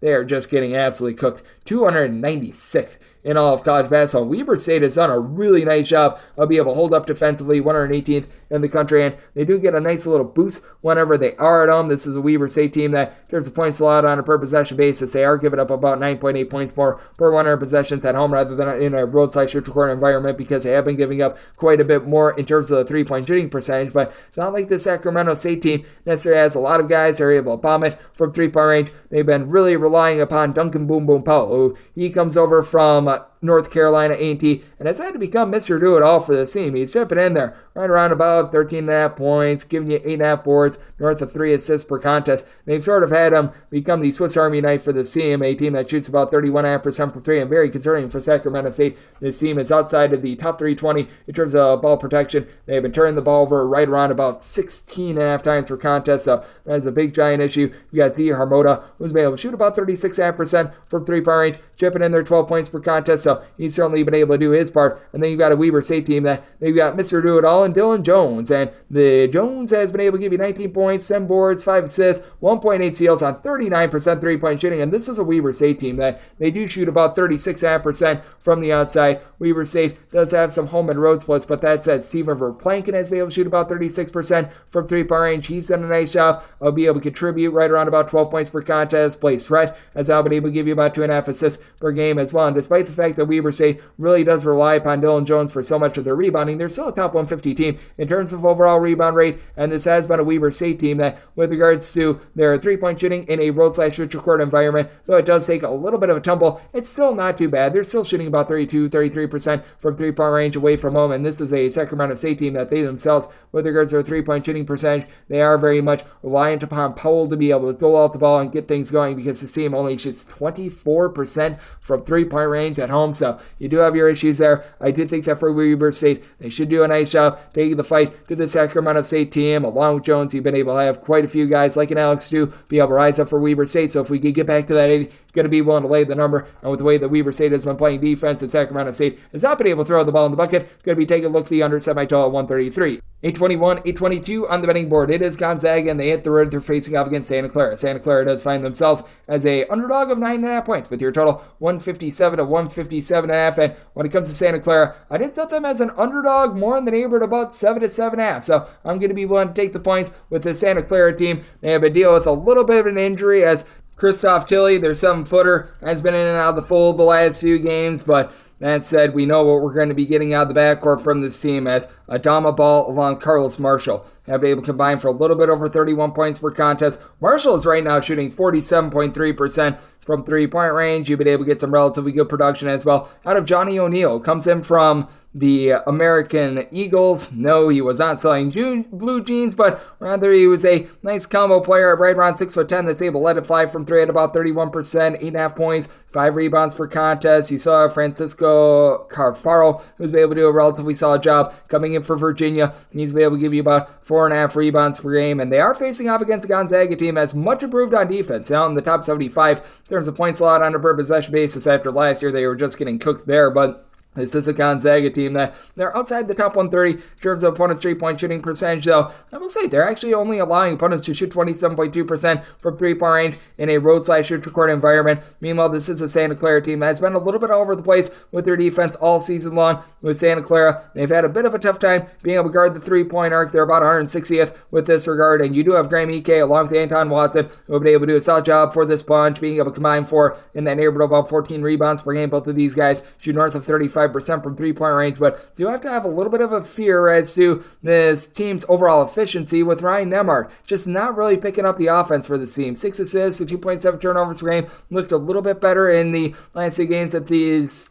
team played, but that said, that was against much lesser competition. I really do like the Santa Clara team that's already picked up 3 wins over Pac-12 squads. It is a Gonzaga team that overall only shooting about 33% from 3-point range. It is a Gonzaga team that's had to play a little bit more slowly as well with the overall core that they have. It's still a really good Gonzaga offense, but we're used to Gonzaga being a top 10 team in terms of points scored on a per possession basis. This year that is 29th, and with this Gonzaga team, they are averaging right around 19 points fewer per 100 possessions in a road/neutral current environment rather than at home. So I did set my total at 155.5. This is a spot where I'm going to be taking a look at the under on Santa Clara. I did think that they do a solid job down low. Going to be willing to take 8 or more with them. 823, 824 on the betting board. It is Cal State Bakersfield. Meet for the Roadrunners. They hit the road. They're facing off against Santa Barbara. UC Santa Barbara finds themselves as 9.5 to 10-point favorites. Totals between 140 and 141.5. Guess I just can't quit the CC Santa Barbara team. I am going to be willing to lay it here. Set them as a 14-point favorite with UC Santa Barbara. They've got Yohan Traore, a former top 50 recruit that comes in from Auburn. And then they've got really the top scorer in this conference in A.J. Mitchell, who's been able to give you 20.5 points per contest. And I do think that these guys are going to be able to elevate a team that year in and year out typically finds themselves as one of the better mid-major teams in terms of defense and points allowed on a per possession basis. And it just has not happened to this point for the Santa Barbara team. They're 193rd in the country in terms of points allowed on a per possession basis, and very strangely giving up 5.7 points more per 100 possessions at home rather than on the road. And then you've got a Cal State Bakersfield team that they always do hang their hat on defense. With Bakersfield, this bunch has always been a solid team at being able to slow things down, being able to play in control, and now they're 332nd in all of college basketball in terms of points allowed on a per possession basis, and a big reason why they just don't have a ton of rebounding. Modestas Contreras is really the only guy in the roster that's able to give you north of 4.5 rebounds per game. As a result, Bakersfield now 271st in the country in terms of overall rebound rate. It is a Bakersfield team that has been able to get some nice production out of Caleb Higgins. He's been able to do a nice job being able to supply the team with about 17 points per contest from three-point range. He's been able to shoot only about 27.5% from three, but that's very par for the course for this team. Overall, it is a bunch of shooting about 29.5% from three-point range. You've been able to get Francis Okerke, who's come in from CSUN. He's been able to give the team right around about 6.5 points per contest, but I do take a look on the flip side for this Bakersfield team, and I do think that Ariel Bland is going to do a nice job being able to control things down low, 7+ rebounds per game. It is a Santa Barbara team that's been out of control. They've been turning the ball over about 13.5 times per contest. For Bakersfield, though, they just have not been able to generate a lot of turnovers, and this is a Bakersfield team that just has not been able to get out of neutral towards their offense. This is a bunch that has now scored 67 points or fewer in 5 out of their last 6 games. I do think that that is going to be a big issue for them moving forward, and I do think that this is a ordeal where Santa Barbara going to be able to get up off the mat and going to be able to get a nice win. I did set my line at 14. I'm going to be willing to lay the number. I did set my total at 136. Bakersfield has been rough with their defense, but I think that Santa Barbara tightens up in this spot against an outmatched foe. So I'm going to be looking at the under, and I'm going to be willing to lay it with Santa Barbara. 825, 826 on the betting board. Pacific. It's a road face-off against Pepperdine. Pepperdine does find themselves as a 13-point favorite. Your total is 143.5. With Pepperdine, I did set them as a 15.5 point favorite. This is a number that I'm going to be willing to lay. With Pepperdine, this team has been able to do a solid job ever since Javon Porter has been able to come back in the fold. As Javon Porter, I don't know what was wrong with him, but he was missing for the first half of the season and has been able to come back, and he's been able to give this team some relatively solid production. In 5 games back, he's supplying as a 6'11" do-it-all player, and also of relation to Michael Porter of the Denver Nuggets, by the way. About 10 points, 4.5 boards. He saw some relatively good versatility as last season. He shot 35% from three-point range. Had 5 steals in a game as well against Gonzaga as well. So this guy does a nice job of being able to stuff the stat sheet. Now, the problem that you've got with this Pepperdine team is that even though they've really slowed down their tempo from a season ago, they're actually worse on defense this year than they were a season ago. And last year, they were outside the top 300 in terms of points allowed on a per possession basis. Pepperdine, 331st in the country in terms of points allowed on a per possession basis. Pacific, more on 289th, but Pacific also allowing 14.8 points more per 100 possessions in a road/record environment rather than at home. So you've got your problems there. And when it comes to this Pacific team, they just have absolutely nothing down low. You have one guy on the roster that gives you north of 4.6 rebounds per game. That'd be Cam Denson. He's been able to give you about 8.5 points, 5 rebounds per game. And then Judson Martindale has been able to chip in their 10 points per contest, shooting 37.5% from three-point range. I do like the acquisition of Nick Blake. Nick Blake was beginning his career over at UNLV. He's been able to give you a few boards. He's been able to give you 10+ points per contest. That's been relatively solid. But with Pacific, I think that they're going to get laying base it on the glass once again. 349th with this regard. Pepperdine at home, a 54.1% rebound rate. That's a top 125 mark in all of college basketball. Both of these teams doing a really bad job of being able to guard the three-point arc, but for Pacific, they only shoot 31% from 3, and they shoot right in the neighborhood about 62 to 63% at the free throw line. So even though these two teams, they certainly do give it up from distance, I do think that for Pacific, they're just not going to be able to take advantage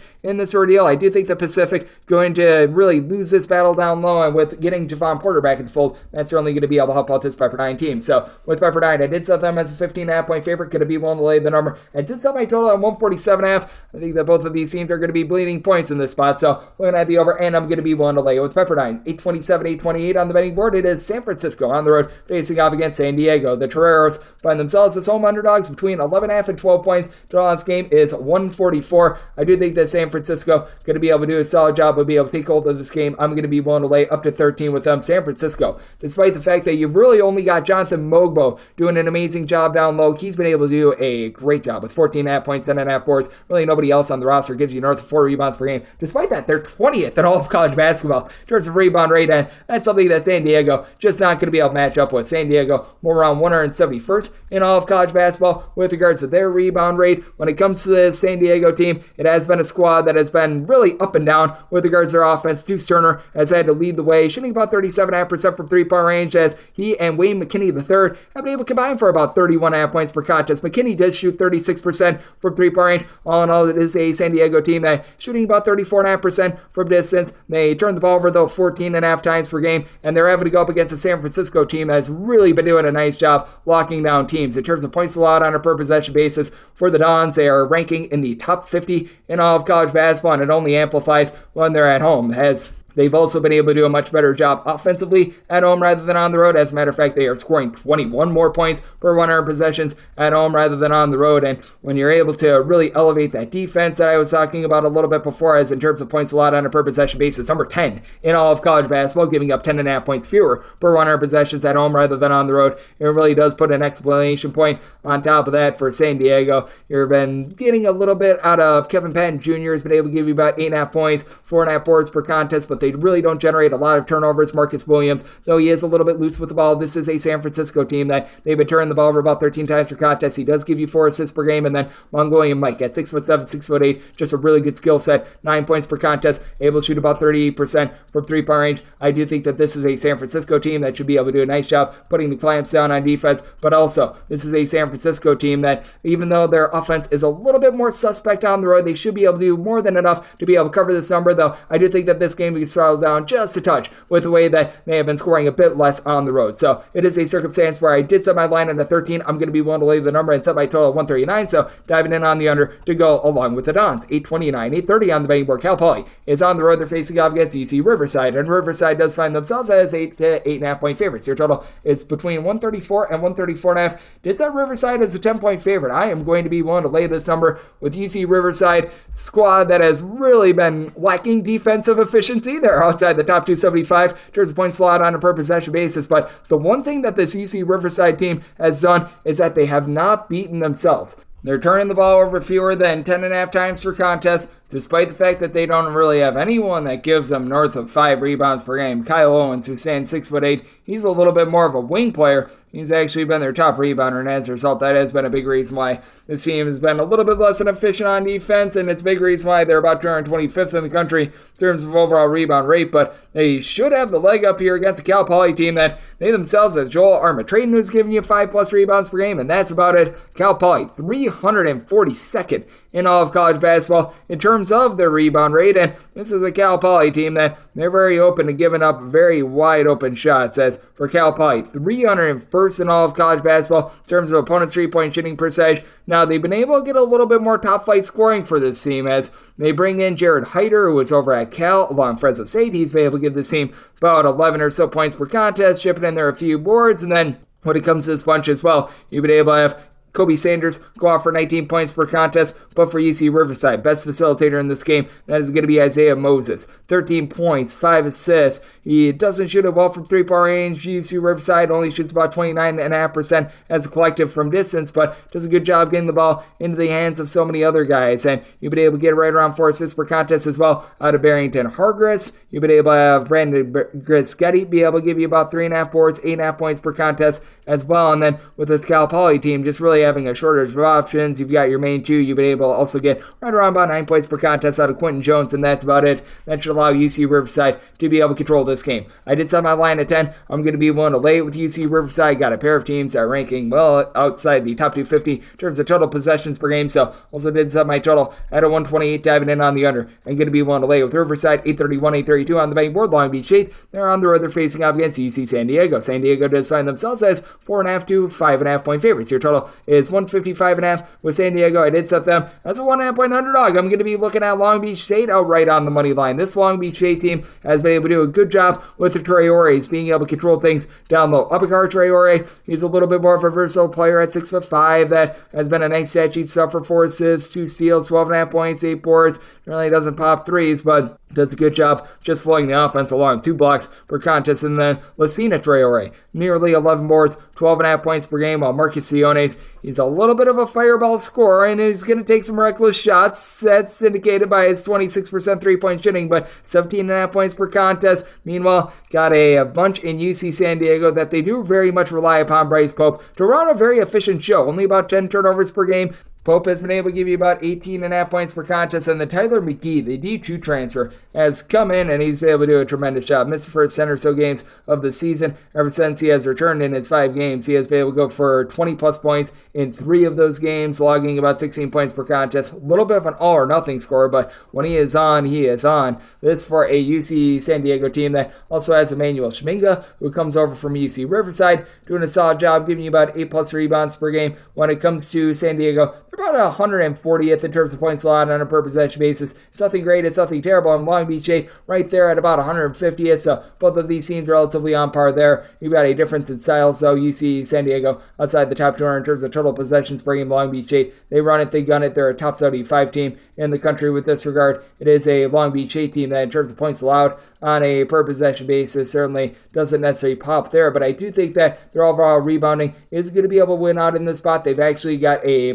positive rebound rate when they are on the road going up against the UC San Diego team that only rebounding about 45% of a total 100 rebounds when they are at home. So they've really been lacking with that regard. Francis Nowakeye has been able to give you about 12.5 points per contest. It's a San Diego team that they're okay from three-point range, but they're not necessarily tremendous. They could use a little bit more from their ancillary pieces as well, as they shoot about 34.5% from three-point range. And with this Long Beach State team, despite the fact that they don't do a great job from three-point range, I do think that they're going to be able to win from within against a San Diego team that, credit where credit is due, defense has really been able to buckle down. They have now given up 72 points or fewer in each of their last 6 games. Meanwhile, you've got a Long Beach State team in which they have gotten to at least 80 in 4 of their last 5 games. So something's got to give here. Did set Long Beach State as a favorite, looking at them outright on the money line. I did set my total 149.5. I do think that this game is going to be bogged down a little bit, and I do think that Long Beach State looks inside. So I'm going to be looking at the under, and I'm going to be looking at Long Beach State outright on the money line. 833, 834 on the betting board. It is Idaho State. They're going to be on the road facing off against Portland State, and Portland State does find themselves as an 8.5 point favorite. And your total on this game is 140, and with Portland State, I did make them a favorite of 9 points. I'm going to be willing to lay this number with Portland State. This team doesn't necessarily have that one explosive scorer. KJ Allen has been your main guy, being able to chip in there about 11 or so points per contest, but this team has really become a whole is greater than the sum of its parts team, as last year, Cam Parker was a do-it-all point guard for this team. They were looking to run it and gun it. Now Portland State, well outside the top 150 in terms of total possessions per game, with having pretty much 5 separate guys to give you between 8.8 and 10.9 points per contest. You've got each of your top 3 scorers also giving you at least 4.9 rebounds per game for a bunch of, they only turn the ball over about 11 times per contest. Portland State, not necessarily a supreme team down low, but this is an Idaho State team that they're leaving a little bit of something to be desired both on offense and on defense. And Idaho State, one of those classic teams of showing you that just because you play slowly doesn't mean that you play tremendous defense. As for Idaho State, they're in the bottom 30 nationally in terms of total possessions per game, and yet in terms of points allowed on a per possession basis, they're on the outside looking in of the top 300. They are 305th with this regard. You've had Braden Parker be able to do a relatively solid job down low. You've been able to get him to be able to supply 5 boards, 14 points per game, does shoot 40% from three-point range, and then you've had Kyrie Huey, who's been able to give you about 6.5 rebounds per game as well, but It is an Idaho State team that is just really lacking efficiency. 13 turnovers per game. It's a Portland State squad that they've been giving up quite a few points recently, 72 plus in each of their last 4 games. The offense has been very selective, as in regulation this team has failed to get past the 70-point plateau in 4 of their last 5 games. But you also take a look at this Idaho State team. They were able to play an overtime thriller against Denver in regulation. They were able to get to 77 points in that one, but really aside from that, a little bit of an outburst. This is an Idaho State team that has failed to exceed 70 points in 4 out of their last 5 games. You just have not been able to find a lot in terms of facilitation with this team, as well as for Idaho State, you've had Malik Arrington be able to give you about 4 assists per contest, but also turns the ball over 3 times per contest. The Portland State doesn't necessarily have that floor general. Ismail Habib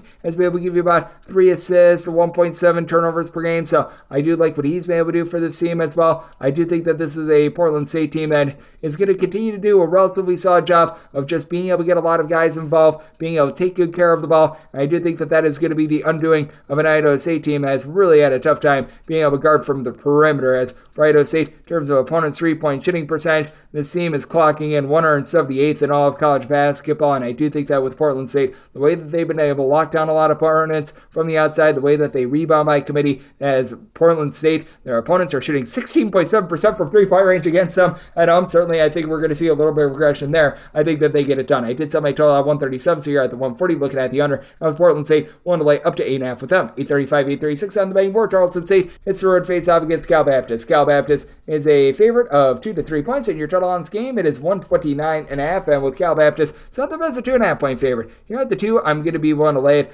Cal Baptist, a top 150 team, turns the points allowed on a per possession basis, and a bunch has really been able to find their footing down low. They are allowing opponents to really be able to bomb it from 3-point range. Opponents are shooting 36.8% from 3-point range against them, but they've been able to do a solid job being able to lock things down low, as Ivan Odriogo is coming. He's been able to give you about 7 or so rebounds per game, and then Hunter Goodrick, 9.5 points, 9.5 rebounds per game. That should be able to allow a Cal Baptist team that hasn't shot a lot of threes to be able to throw things within. And you've got a bunch on the flip side in Tarleton State that they're looking to generate a bunch of turnovers. Tarleton State always ranking in the top 30 in terms of turnovers forced on a per possession basis, and as a result, they're not going to guard the arc as well. To the credit of Tarleton State, they've been a little bit better on the glass this year than they have been in past years. This year, they're about 185th in the country in terms of overall rebound rate. There have been years where they've just gotten completely decimated on the glass, and for Tarleton State, you do have a nice go-to scorer in Ja'Cory Smith, who's been able to do a good job, give you about 14.8 points, 4.5 boards, for a bunch that only shoots about 30% from 3-point range. But you've got Dominique Daniels on the flip side for Cal Baptist, who's been able to shoot about 33% from 3, 17.5 points per contest. And then on top of that, you've been able to get the duo of Blondo Chiqueno along with Brantley Stevenson to be able to give you about 30 points per contest between the two of them, along with Odriogo as well. So I feel like what these guys have been able to provide,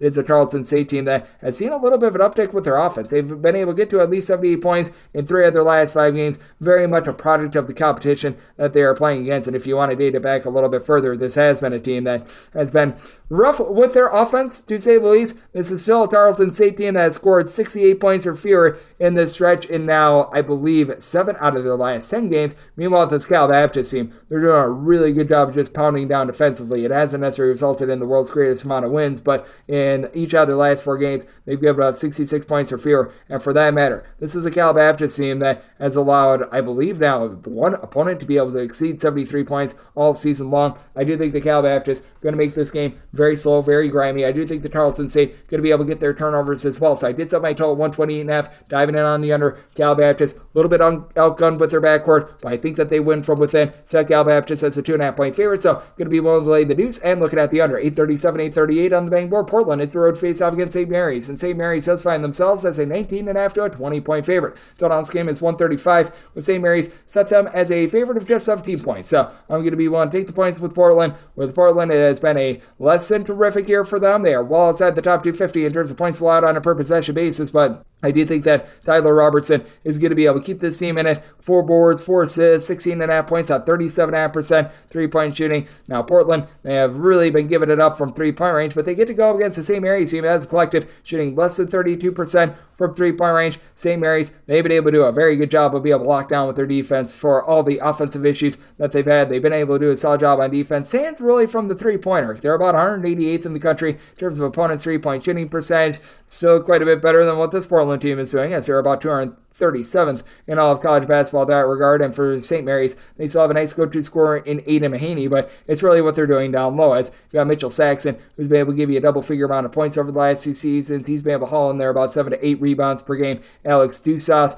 last season was a big-time contributor for this team, and for him being out of the picture in terms of scoring with only about 8.5 points per contest, that has been hurting this team a little bit, but I do think that he's going to be able to rise up a little bit more after last year. He was averaging 12.5 points, shooting 40% from three-point range. I think that they're going to look to get him a little bit more involved, and has generated for the team 7 steals over the last 3 games. So they're looking to sort of refine his role. You'll be able to have Joshua Jefferson be able to chip in their 7 boards per game as well for a St. Mary's team that they don't really force a ton of turnovers. They're okay at this, but that's not necessarily their forte. They just really lock you down in terms of not being able to get easy looks at the basket. And for Portland, this team is going to lose the battle down low, but Tyler Harris all of a sudden has been able to give this team right around 7.5 rebounds per game, and now they've got reinforcements down low. You have 2 Yamanachi Williams. He comes over from the Southland Conference. He was missing for the first half of the season. He's now available for the team. He had 10 rebounds in his debut after last season out there in the Southland. He was about a 7.7 rebound per game guy for a Portland team that they do need it. Portland as well, they're going to need to buckle down with their 14 turnovers per game.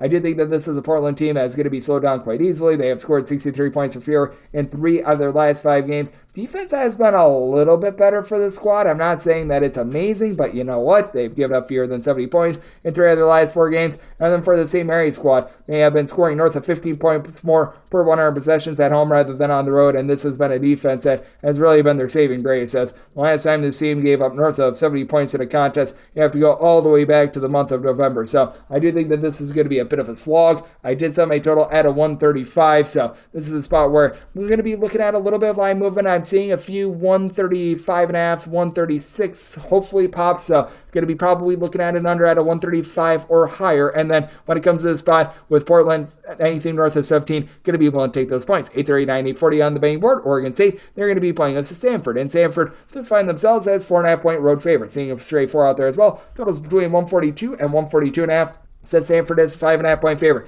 I'm going to be willing to lay the number with Oregon State. This team has been able to rise up quite a bit in Pac-12 play, and I've been very impressed by Jordan Pope, who's been able to slog about 16 points, shooting the high 30s from 3-point range. But the Stanford team, all of a sudden, has been able to get Kenan Carlisle to go out for this team. Kenan Carlisle has been out there for only 6 games. I have no idea why he wasn't out there to start the season, but he's shooting 46.5% from 3 with 12.5 points per contest, and it's went on for 12-plus points in 3 out of the team's last 4 games. I have been highly impressed by this true freshman, and that has really elevated a Stanford team that just felt like they were getting a little bit rudderless on offense. They did a good job being able to protect the ball towards the beginning part of the season. Now that's up to 13.5 turnovers per game. It is a Stanford team that's well outside the top 100 in terms of points allowed on a per possession basis, and the crux of the issue for Stanford is that they allow opponents to shoot 36.4% from 3-point range in a road/shoot record environment, but Maximine Reynaud should be able to control things down low for the Stanford team. He's a true 7-footer that's able to give you in that neighborhood about 9.5 rebounds per game. When it comes to the Stanford squad, they are about 197th in the country in terms of rebound rate. You do have your issues there, but it's an Oregon State team that they themselves are not necessarily doing a world's greatest job of being able to hit the glass as well. They're about 163rd with this regard, and that number has been highly inflated by some of the bad teams that they have played out of conference. Now, guys like Michael Rataj, Tyler Bladue, along with Casey Ibikwe, they've all been able to give you between about 5 to 6 rebounds per game, so it's been a very much by committee effort, and this is an Oregon State team that they themselves are turning the ball over about 13.5 times per contest. Dexter Connell shooting 33% from 3, being able to log about 12 points per contest. That's been relatively solid for the squad, but it is an Oregon State team that it does feel like their offense is just sort of in neutral from time to time, and it's just been very selective. Oregon State is also a very low-tempo team that has had their numbers warped because they played 2 double overtime games against Troy along with Cal Poly. I think that they had another overtime game or 2 along the way. This is a team that looks more like a mid-tempo team in terms of their total possessions, when in reality, they're a relatively slow team. And then for Stanford, this defense has been really starting to fail them. 74-plus points allowed in 4 out of their last 5 games. Big byproduct of the competition that they played, because the lone exception was against UCLA. They gave up 53 points in that one, but they've been playing a lot of up-tempo teams. I do think that this is going to be a game that gets slowed down quite a bit, so I did set my total 137.5, diving in on the under of Stanford. I do think that the boost that they're getting out of Carlisle going to be able to carry them along. Jared Bynum being able to give them 7 assists fewer than 2.5 turnovers per game. So going to be looking at the under and going to be one to lay with Stanford. 841, 842 on the betting board. Arizona State, it's the red face off against Washington, and Washington does find themselves as a favorite of 7 to 7.5 points. Totals between 152 and 152.5 with Washington. Made them just a 5.5 point favorite. I'm going to be willing to take the points. It is an Arizona State team that has been able to rise up quite a bit with regards to their offense. It's still not necessarily amazing, but you've got Frankie Collins, who's able to do a nice job turning defense into offense. 3 steals, 3.5 assists, 13.5 points per contest. And ever since Adam Miller has come back in the fold, this team has been able to give you a little bit more offensively. As for Adam Miller, he's been able to do a nice job logging 13 points,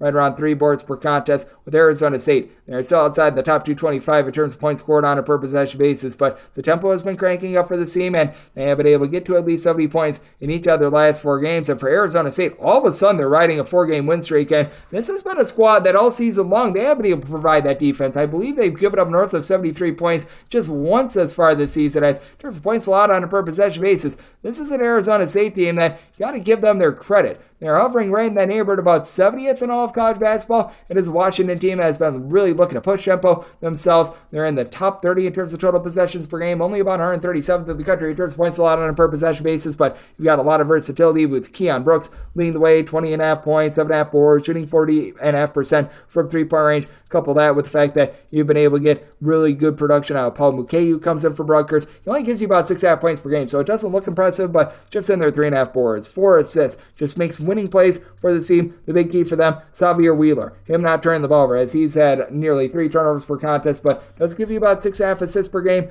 as well. This is an Arizona State team that their biggest issue is the fact that they really don't have anyone that gives them north of 5.5 rebounds per game. As a result, this team is 329th in the country in terms of overall rebound rate, while Washington doesn't necessarily have a ton, especially with Fran and Kepadon deal with an injury, though he should be good to go in this one. They're only in that neighborhood about 150th themselves, but that said, with Washington, I do think that they are going to be able to control the boards and be able to win the game outright. That said, do like the aspired effort that we're seeing out of Arizona State. Defense has been much better for this team. Meanwhile, it's a Washington team that they've been giving up quite a few points, 73 plus, in now 5 out of their last 6 games. So interesting ordeal here. I'm going to be willing to take the points with Arizona State, and I did set my total at a 151.5. This was an opener of 150.5. Now that we're up to a 152 plus, I do think that Arizona State does just enough to be able to keep this total under. So a little under, and looking at the points with Arizona State. This is the last game on the normal Las Vegas betting board before we hit the extra games, 843, 844. UC Irvine. It's a road face-off against Hawaii, and Hawaii does find themselves as a home underdog of 2 points. Total on this game is 136, and with Hawaii, I made them the 2-point favorite. I'm going to be willing to ride with the Rainbow Warriors outright on the money line. It's a Hawaii team that has had their ups and downs with regards to their offense, but the defense has been a relative constant for this team. Last year, they were a top 50 team in all of college basketball in terms of both points scored on a per-possession basis against them, along with 3-point shooting percentage. They're about 103rd in the country in terms of opponents' 3-point shooting percentage. Thus far this season, still a top 80 team in terms of points allowed on a per-possession basis, going up against a UC Irvine team that they will give you opportunities from 3-point range. They're about 168th in all of college basketball in terms of opponents' 3-point shooting percentage now. With Benton Lutken, the 7-footer, who was able to pop some threes coming back in the fold for Irvine, that's big. And the big reason why Irvine has been able to crank up their tempo is because Pierre Cockrell has come into the fold. Cockrell was beginning his career over at Pacific, along with Georgia Tech. He's now been able to give the team right around 6 assists per contest, and he gives the team darn near as many points as he does assists per game, but he does a nice job being able to find someone like a Justin Hone to be able to get him 13 points per contest. Devin Tills, who's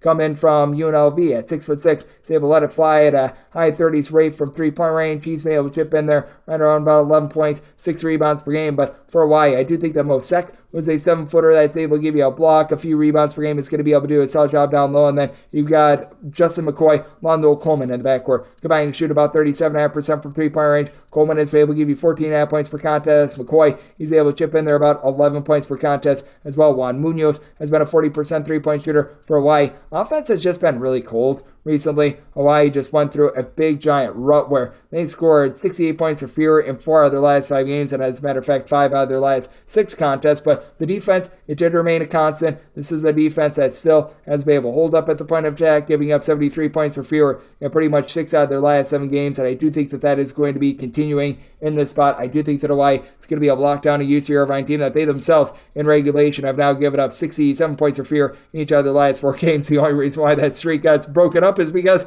they were playing against New Mexico, and as we know, this is a New Mexico team that's able to put up some points. So just set my total 135, looking at the under, and I'm willing to take Hawaii outright on the money line on the island. Always have to account for that travel. And now we go to the extra games. The normal betting board picks are complete, but there are some extra games today, so we go into the bonus. 306-527, 306-528. It is New Hampshire, and they hit the road to face off against Maine. Maine hopes to not get Maine as a 2.5-point underdog, and total on this game, you're going to be finding it between 143 and 145, and I did set my total 141. I'm looking at the under. It is a New Hampshire team that does rank in the top 75 nationally in terms of total possessions per game, and they've been able to do a very solid job with Clarence Daniels being able to give you 9+ rebounds per game. He's been the team's main scorer with north of 18 points per contest, so fully know what he's capable of. That said, this is a Maine team that they do an absolutely incredible job defensively, as well as Kellen Tynes actually led all of college basketball in terms of steals per contest 8 seasons ago. Does a nice job being able to slow games down, 14 points, 3.5 assists. It is a Maine team that they're only shooting about 29.5% from three-point range. In New Hampshire, they're an above-average team with regards to their three-point shooting defense, but where the team can be hurt is on the interior. It's a New Hampshire team that still is relatively solid for being a mid-major with regards to their defense in terms of points allowed on a per-possession basis, 150th, but this is a Maine team that they do a nice job of being able to wrestle the ball away. It is a New Hampshire team that they themselves have been able to do a solid job being able to maintain the ball, as they've been able to get a lot out there in the backcourt with right around about 5 assists, 15.5 points per contest. The main backcourt cog for a team that only turns the ball over about 11 times per contest, but they're going to have to match up with Peter Filipowski down low, who for this Maine team has been able to give you right around about 13 points, 7 boards per contest. And though New Hampshire has Clarence Daniels in the fold, I do fear that this Maine team is going to be able to rise up a little bit more on the glass. It's a New Hampshire team that, in terms of their overall rebound rate, just 287th in all of college basketball. Maine with their active hands, Maine with their ability to be able to generate those turnovers. I do think that they're going to be able to do a solid job here against a New Hampshire team that they do shoot about 35.5% from three-point range. They've been able to have their game really be able to travel this far this season, but I do think that Maine does just enough to be able to disrupt their ability to be able to hit a lot of these threes, as Maine overall this season is allowing opponents to shoot just 21.3% from three-point range at home. So did set my line at 3. I'm going to be willing to lay it with Maine, and did set my total 141, so moving under and going to be willing to lay it with the Black Bears. 06529, 36530. It is Alabama A&M playing us to Alcorn St. Alcorn St is in a pick'em game with your total 156.5. Did set my total at 156, so I'm going to be diving in on the underbow. With Alabama A&M, I did set them as a 2-point favorite. This despite the fact that this Alabama A&M team legitimately does not have a single guy in the roster that gives you north of 4.5 rebounds per game. Alabama A&M has been getting cooked, allowing opponents to shoot 37.6% from three-point range. Alcorn St has been getting cooked. They are allowing opponents to shoot 39.3% from three-point range. You've got a battle of two teams that really can't defend, and a battle of two teams that had a rough time on offense as well. Both of these teams are outside the top 300 in terms of both points scored and points allowed on a per-possession basis, but I just flat out think that Dallin Smith has a good chance of being the top player in this game. For Alabama A&M, he's been able to give the team right around about 15.5 points per contest, just ship in there between 3.5 and 4 rebounds per game. Byron Joshua on the flip side for Alcorn State, he's been able to do a nice job as a double-figure scorer, and Jeremiah Kendall is really the only guy on either side that's able to give you north of 5 rebounds per game, so this is going to be an opportunity for these teams to be able to get a lot of second and third chances. With Alcorn State, it's just been a case where they've gotten destroyed time and time and time again on defense, as this team has now allowed at least 79 points in every single game that they have played ever since Thanksgiving. As a matter of fact, for Alcorn State, against Division I competition, there is not a single team that has failed to get to the 79-point plateau against them. Meanwhile, for Alabama A&M, it has been an offense that has been relatively rough. They were able to get to 78 points against Mississippi Valley State, but that is Mississippi Valley State. That said, they really have not been able to exceed the 75-point plateau. We've seen some ups and downs with this team, and they only shoot about 28% from 3 and 16.5 turnovers per game. I do think that this is going to be a very sloppy game. Alcorn State, they themselves are turning the ball over only about 11.5 times per contest, but they don't necessarily shoot it well at about 31.5% from three-point range. But with Alabama A&M, I do think that because they are now getting Cameron Tucker back in the fold, he's their main floor general and a guy that's able to dole off the ball, that does put Alabama A&M over the top in a game where I do think that for the first time all season, Alcorn State might not give up north of 78. Did set my total 156, looking at the under. And with this line, set mine at 2, so I'm going to be willing to take Alabama A&M on this pick'em line and looking at the under. 306-531, 306-532. It is NJIT in the road face-off against UMass Lowell, and UMass Lowell is a 13.5 point favorite, and your total on this game, it is 147.5. With Lowell, I did set them as a 14.5 point favorite. I'm going to be willing to lay the number. It is an NJIT team that certainly has been all over the place with regards to their style, as well as they had a coaching regime change in the offseason. Meanwhile, they go up against a UMass Lowell team that has not been the same on defense this year, especially with Abdul Kareem Kulipali being out of the fold, as he's been a guy that over the last 2 seasons has given this team right around about 8 or so rebounds per game. But the luxury that this team has is that they still have an all-AEC performer on defense from a few seasons ago, as Max Brooks has been able to give you north of a block and a half per contest. Not quite the same rebounder that Coulibaly is, but has been able to give you about 6 boards per contest. And it's a Lowell team that they give the ball away a little bit too much with about 14.2 turnovers per contest, and they're not quite in the top 10 like they were a season ago with regards to rebound rate. That said, this is an NJIT team that it just feels like they're a little bit lost in the abyss with regards to their offense, who are 90th in the country in terms of points scored on a per possession basis. Adam S., Elijah Buchanan, these two teams have been able to combine for about 24.3 points per contest. It is an NJIT team that has been able to get a little bit of facilitation with Makai Gray, Tariq Francis being able to give you combined about 5 assists per contest as well. And for NJIT, you do have a 44% three-point shooter in Kajal DeGroff, who's been able to rise up just a little bit for this team, as he's been able to get the team double figures in 3 out of the last 4 games, but it's been very hit or miss with that regard with this UMass Lowell team. It does feel like they're starting to buckle down quite a bit more defensively, 65 points of fear surrender in 4 of their last 5 games. Meanwhile, it's an NJIT team that they themselves have been able to give you a little bit more scoring, getting to at least 69 points in each of their last 4 games, but much of it has been due to the competition that they've been playing. I do think that Lowell, a team that's playing a little bit more mid-tempo this season, going to be able to keep this total under. I do think that they locked down an NJIT team that has been all out of sorts with regards to both turning the ball over and just being able to pull in their rebounds. So looking at the under and willing to lay up to 14 with UMass Lowell. 306-533, 306-534. It is Bryant playing against Binghamton, and Binghamton does find themselves as an underdog of 7 points with your total at 156. I did set Bryant as a 10-point favorite, so I'm going to be willing to lay the number. It is a Binghamton team that has very much been relying upon just a few top-flight guys to really try to elevate this team, as I do like the fact that they brought in Samir Torrance from Syracuse, and he's been Mr. Do-It-All for this team with right around about 9.6 boards, 7 assists, shooting 39% from 3, and that's a top 5 mark in all of college basketball. In terms of the assists, it is a Binghamton team, though, that the basics really do elude them. They are shooting just 66% of the free throw line, and this bunch just has not been able to find a lot of success on the glass, as Binghamton, in terms of their overall rebound rate this far this season, has been clocking in right around about 138th overall, but on the road this drops to about 47.4%, so they've really had their issues when they've left home. This is the Bryant team that they themselves right around 347th with regards to rebound rate, but you do have Earl Timberlake, who's done a good job bringing Sexy back, giving you about 8.5 boards, 13 points per game, and you got Trace Gross Bullock shooting 44% from the outside, 19 points, 5 rebounds, right around about a steal per contest as well. It's a Bryant team that, despite the fact that they do play at a top 100 clip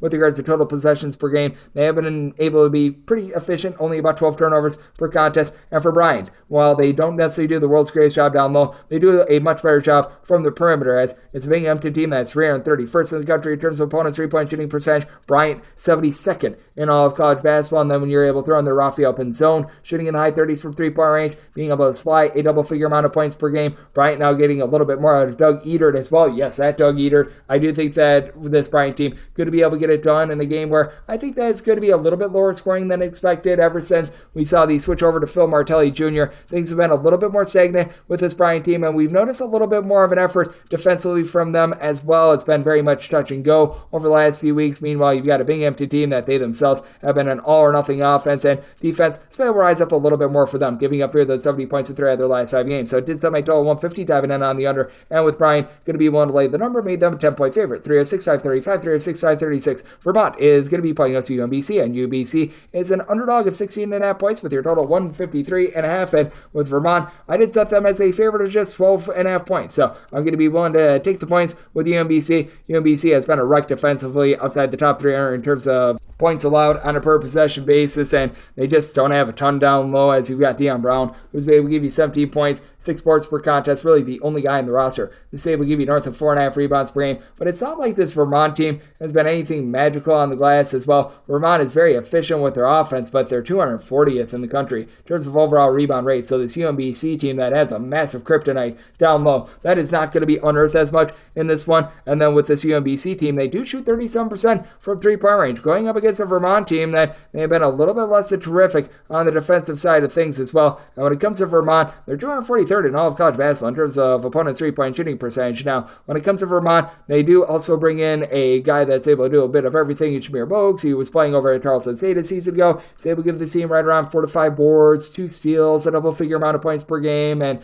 I don't know why Matt Ferrato doesn't give you more rebounding at 6'8", but he's been able to do a solid job being able to supply the team with about 11 to 12 points per contest, shoots in the mid-30s from three-point range. And then TJ Long, he's able to give you about 13 points per game. It's a very interesting tempo battle. UMBC, one of the most up-tempo teams in all of college basketball. Vermont, one of the slowest teams in all of college basketball at 353rd. I do think that this game gets slowed down a little bit, so I did set my total at a 150.5, diving in on the under, but I'm going to be willing to take the points with the UMBC, as I do think that for Vermont, they're going to have a tough time guarding UMBC's three-point shooting. 306-537, 306-538. Central Arkansas plays those to Eastern Kentucky. Eastern Kentucky does find themselves as a 6-point favorite, and your total on this game, it is 154.5, and with Central Arkansas, I did set them as an underdog of 6 points, so seeing the 6 that we've got right now, going to be waiting on a little bit of movement here. It is a Central Arkansas team that they've been up and down all season long with regards to their offense because they just haven't had their main guy out there. You've got Cameron Hunter, who's been dealing with an injury all season long, was the top scorer from a season ago, and now on top of that, one of their main guys has been able to fill the void for them, has been dealing with injury as well. So you've been able to get in that neighborhood about 12.5 points per contest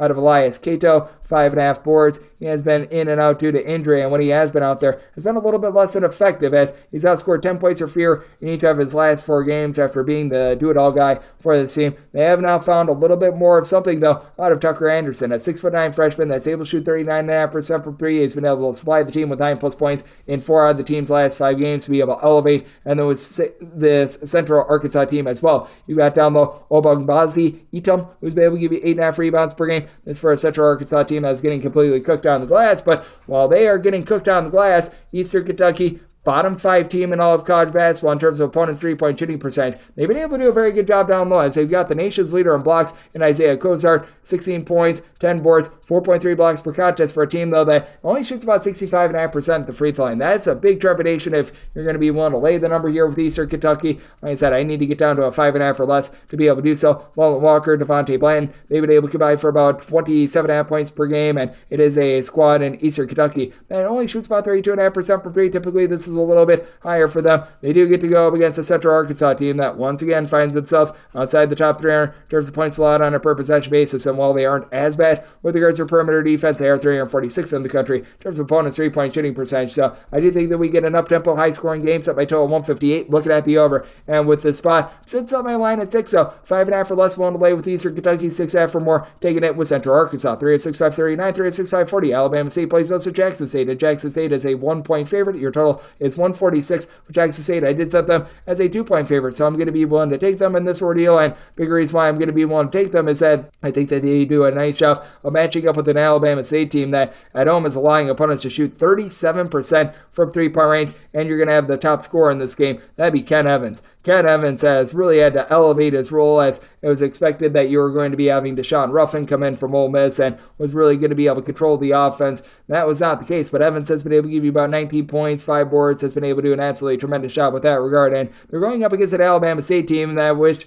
it's the father-son act, as you've got Tony Madlock, the coach, and then his son TJ Madlock. He's become a Swiss Army knife, do-it-all sort of player for this team, as TJ Madlock is not a guy that's going to light you up from three-point range, but he is going to be able to give you about 15 points per contest, hauling in there 4.5 boards, a steal and a half. So I love what he's bringing to the table for an Alabama State team that they only shoot about 30% from 3, but they've been one of the more efficient SWAC teams out there, being able to turn the ball over just 11 times per contest, and they do a nice job of being able to get some takeaways as well. That's something that you don't find a lot in the SWAC, stands with Prairie View, and they've been able to generate about 8.5 turnovers per contest. This is a Jackson State team that they do turn the ball over north of 14.5 times per contest. Alabama State, in terms of games that are played at home, they're actually generating far fewer turnovers rather than in a roadside-shoot record environment, so that is a little bit of a concern there, but you've been able to get a little bit more down low for this Jackson State team, as well as they've been able to have Zeke Cook be able to give you about 6 or 7 rebounds per game. That's big against a bunch in which you don't really have anyone else that gives you north of 6.5 rebounds per game. C.J. Hines, when it comes to this Alabama State team, has been their main three-point shooter, shooting 39% from 3, a little bit over a steal, 3 assists per game to go along with this 11 points per game, but it's a very top-heavy Alabama State team. For Jackson State, you've got your main guy in Evans, but then everyone else is sort of like a whole is greater than some of its parts piece, and then Chase Adams is able to give you 4.5 assists to about 2 turnovers per game for a team that does shoot about 32.5% from 3, but has Johnny O'Neal, the former Alabama State standout, shooting 43% from 3, and also Jackson State's coach Mo Williams, a few years ago, he was at Alabama State, so lots to love here. I did set Jackson State as a 2-point favorite, going to be willing to take them on this number of 1, and did set my total at 146. It's opened up at a 145, so at a 145.5 or less, looking at the over, and I'm going to be willing to take Jackson State. This is going to be our DK Network right at pick. This is 306-541, 306-542. Bellarmine, it's a road face-off against North Alabama. North Alabama does find themselves as favorites of between 4 and 4.5 points. Total game is 145.5, and my write-up, that's going to be on North Alabama. I did set them as a favorite of 9 points. With North Alabama, they're going up against a Bellarmine team, in which their reputation, I think, is really what's carrying them to being in this side of a game, and really not a whole heck of a lot else. As for Bellarmine, this team has now slipped outside the top 300 in terms of both points scored and points allowed on a per possession basis. Bellarmine just has not been able to find that overall consistency that they typically have with being able to take care of the ball, because typically this is a team that they're going to give it up on defense. That is just the Bellarmine way, but that said, they are now turning the ball over north of 13 times per game. It is a Bellarmine squad that has been able to get Ben Johnson going, as he and Peter Suter both have been able to give you about 11.5 to 12.5 points per contest. Johnson is able to shoot 36% from 3, and good news for Bellarmine. They are the number 2 team in all of college basketball in terms of free throw shooting percentage. Bad news is they are dead last in the country in terms of free throws attempted for every field goal attempt, as this team, they are only attempting about 19.5 free throws for every 100 field goal attempts. That is last in all of college basketball. You've been able to get Garrett Tipton going. He's been able to give the team right around about 10.5 points per contest, but they are dealing with an injury to Bash Lindy, who was one of their top scorers, a guy that was able to give you 5 rebounds per game, and ever since then, this Bellarmine team, they have been getting cooked on defense. 80-plus points surrendered in each of their last 5 games, going up against the North Alabama team that they look to gun it. They're in the top 40 nationally in terms of total possessions per game. They should be able to win this battle down low, as you've got a pair of guys in Damani Forrest, along Tim Smith Jr., but able to combine for about 13.5 rebounds per game. In North Alabama, they've had to overcome some injuries, as well as their top 5 scorers, 2 of them were out for multiple games, and KJ Johnson, along with Dallas Howell. Howell's been able to come back and has been able to give you 8.5 points per contest. Johnson shoots 38.5% from 3-point range, and helping Ja'Cory Lane, who's been able to give you about 4.2 assists per contest. And though North Alabama plays quite up tempo, they do a good job of taking care of the ball. 103rd in the country in terms of fewest turnovers on a per possession basis. At home, they're scoring 12.5 points more per 100 possessions at home rather than in a roadside shoot record environment. And this Bellarmine team, they can't find a way to be able to give themselves second chances. 349th in all of college basketball in terms of percentage of missed shots that do result in an offensive rebound, with this Bellarmine team playing super duper slowly, with them not being able to take care of the ball and deal with some injuries of their own. I do think that North Alabama is going to be able to take it to them. My DK Network right pick, that is on North Alabama lane. The number, I did set my total 145.5, with Bellarmine playing so slowly and North Alabama playing a little bit better with their defense recently. I do think that we are going to see a bit of a lower scoring slog, and I do think that Bellarmine can be able to bust through and be able to hold this North Alabama team to more like 77, 78 rather than the 80 plus. So looking at the under in my DK Network right pick, that is going to be on North Alabama laying the number, and we have things up with 306-543, 306-544. Longwood plays us with Radford. Radford is an underdog of 5 points with your total 134.5, and I did set my total at a 133.5. I'm going to be looking at the under. It is a Longwood team that ranks in the top 40 nationally in terms of points allowed on a per possession basis, and with Longwood, they certainly are a team that they leave a little bit of something to be desired on offense. I do like their point guard in Waylon Napper and the way that he's able to help out other guys on offense. He's been able to give you 14 points, 4.7 assists, but he himself only shoots 17.5% from 3-point range. This is a squad that they shoot about 32% from 3, 67% at the free throw line, with a rather inefficient right around about 13 turnovers per game, but this is a Radford team that is falling well outside the top 100 in terms of points allowed on a per possession basis, and when it comes to this Radford squad, they do a good job of being able to lock you down from 3-point range, but this is a Longwood team that is not really looking to really do a whole heck of a lot from the outside, as they've got Jonathan Massey, SIU. He's come over from McNeese. He's been able to give you about 7+ rebounds per game, chipping in their double figures. This is a Radford team that last season was relatively solid on the glass as well. This year for Radford, 219th in the country in terms of overall rebound rate, going up against a Longwood team that should be able to do a solid job being able to control that battle. As for Longwood, they are 23rd in all of college basketball in terms of their rebound rate, with Michael Christmas being able to chip in their 7.5 rebounds per game. Simon Zapala comes in from Utah State as a true 7-footer to be able to help for Radford. They've got a big three in the backcourt: Keenan Giles, Brian Antoine,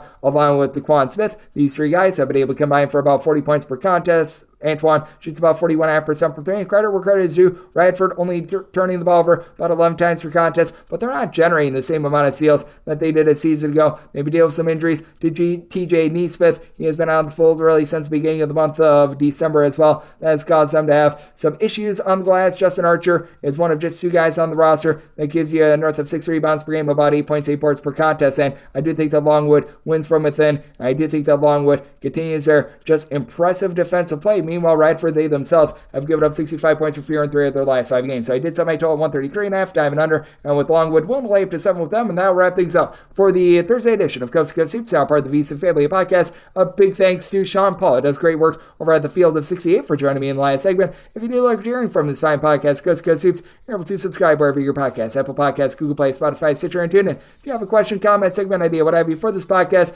you have one of 2 ways we offer those in. First one is my Twitter/X timeline at GNN_D1. Keep in mind, letters CM. Maybe it does not matter. As per usual, please do send these into the timeline. Other ways, find an Apple Podcast review. If you rate this podcast 5 stars, it is very much appreciated. And from there, you're able to fire on whatever you'd like to hear on this podcast via that 5-star review. And I'm coming at you guys every single day throughout the college basketball season. That means I'll be coming at you with them out. Thank you so much for tuning in.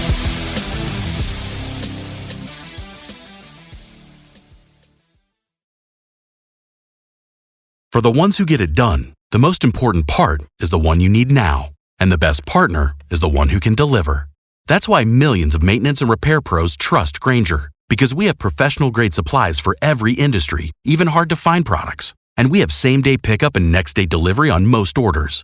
But most importantly, we have an unwavering commitment to help keep you up and running. Call, click Grainger.com, or just stop by. Grainger, for the ones who get it done.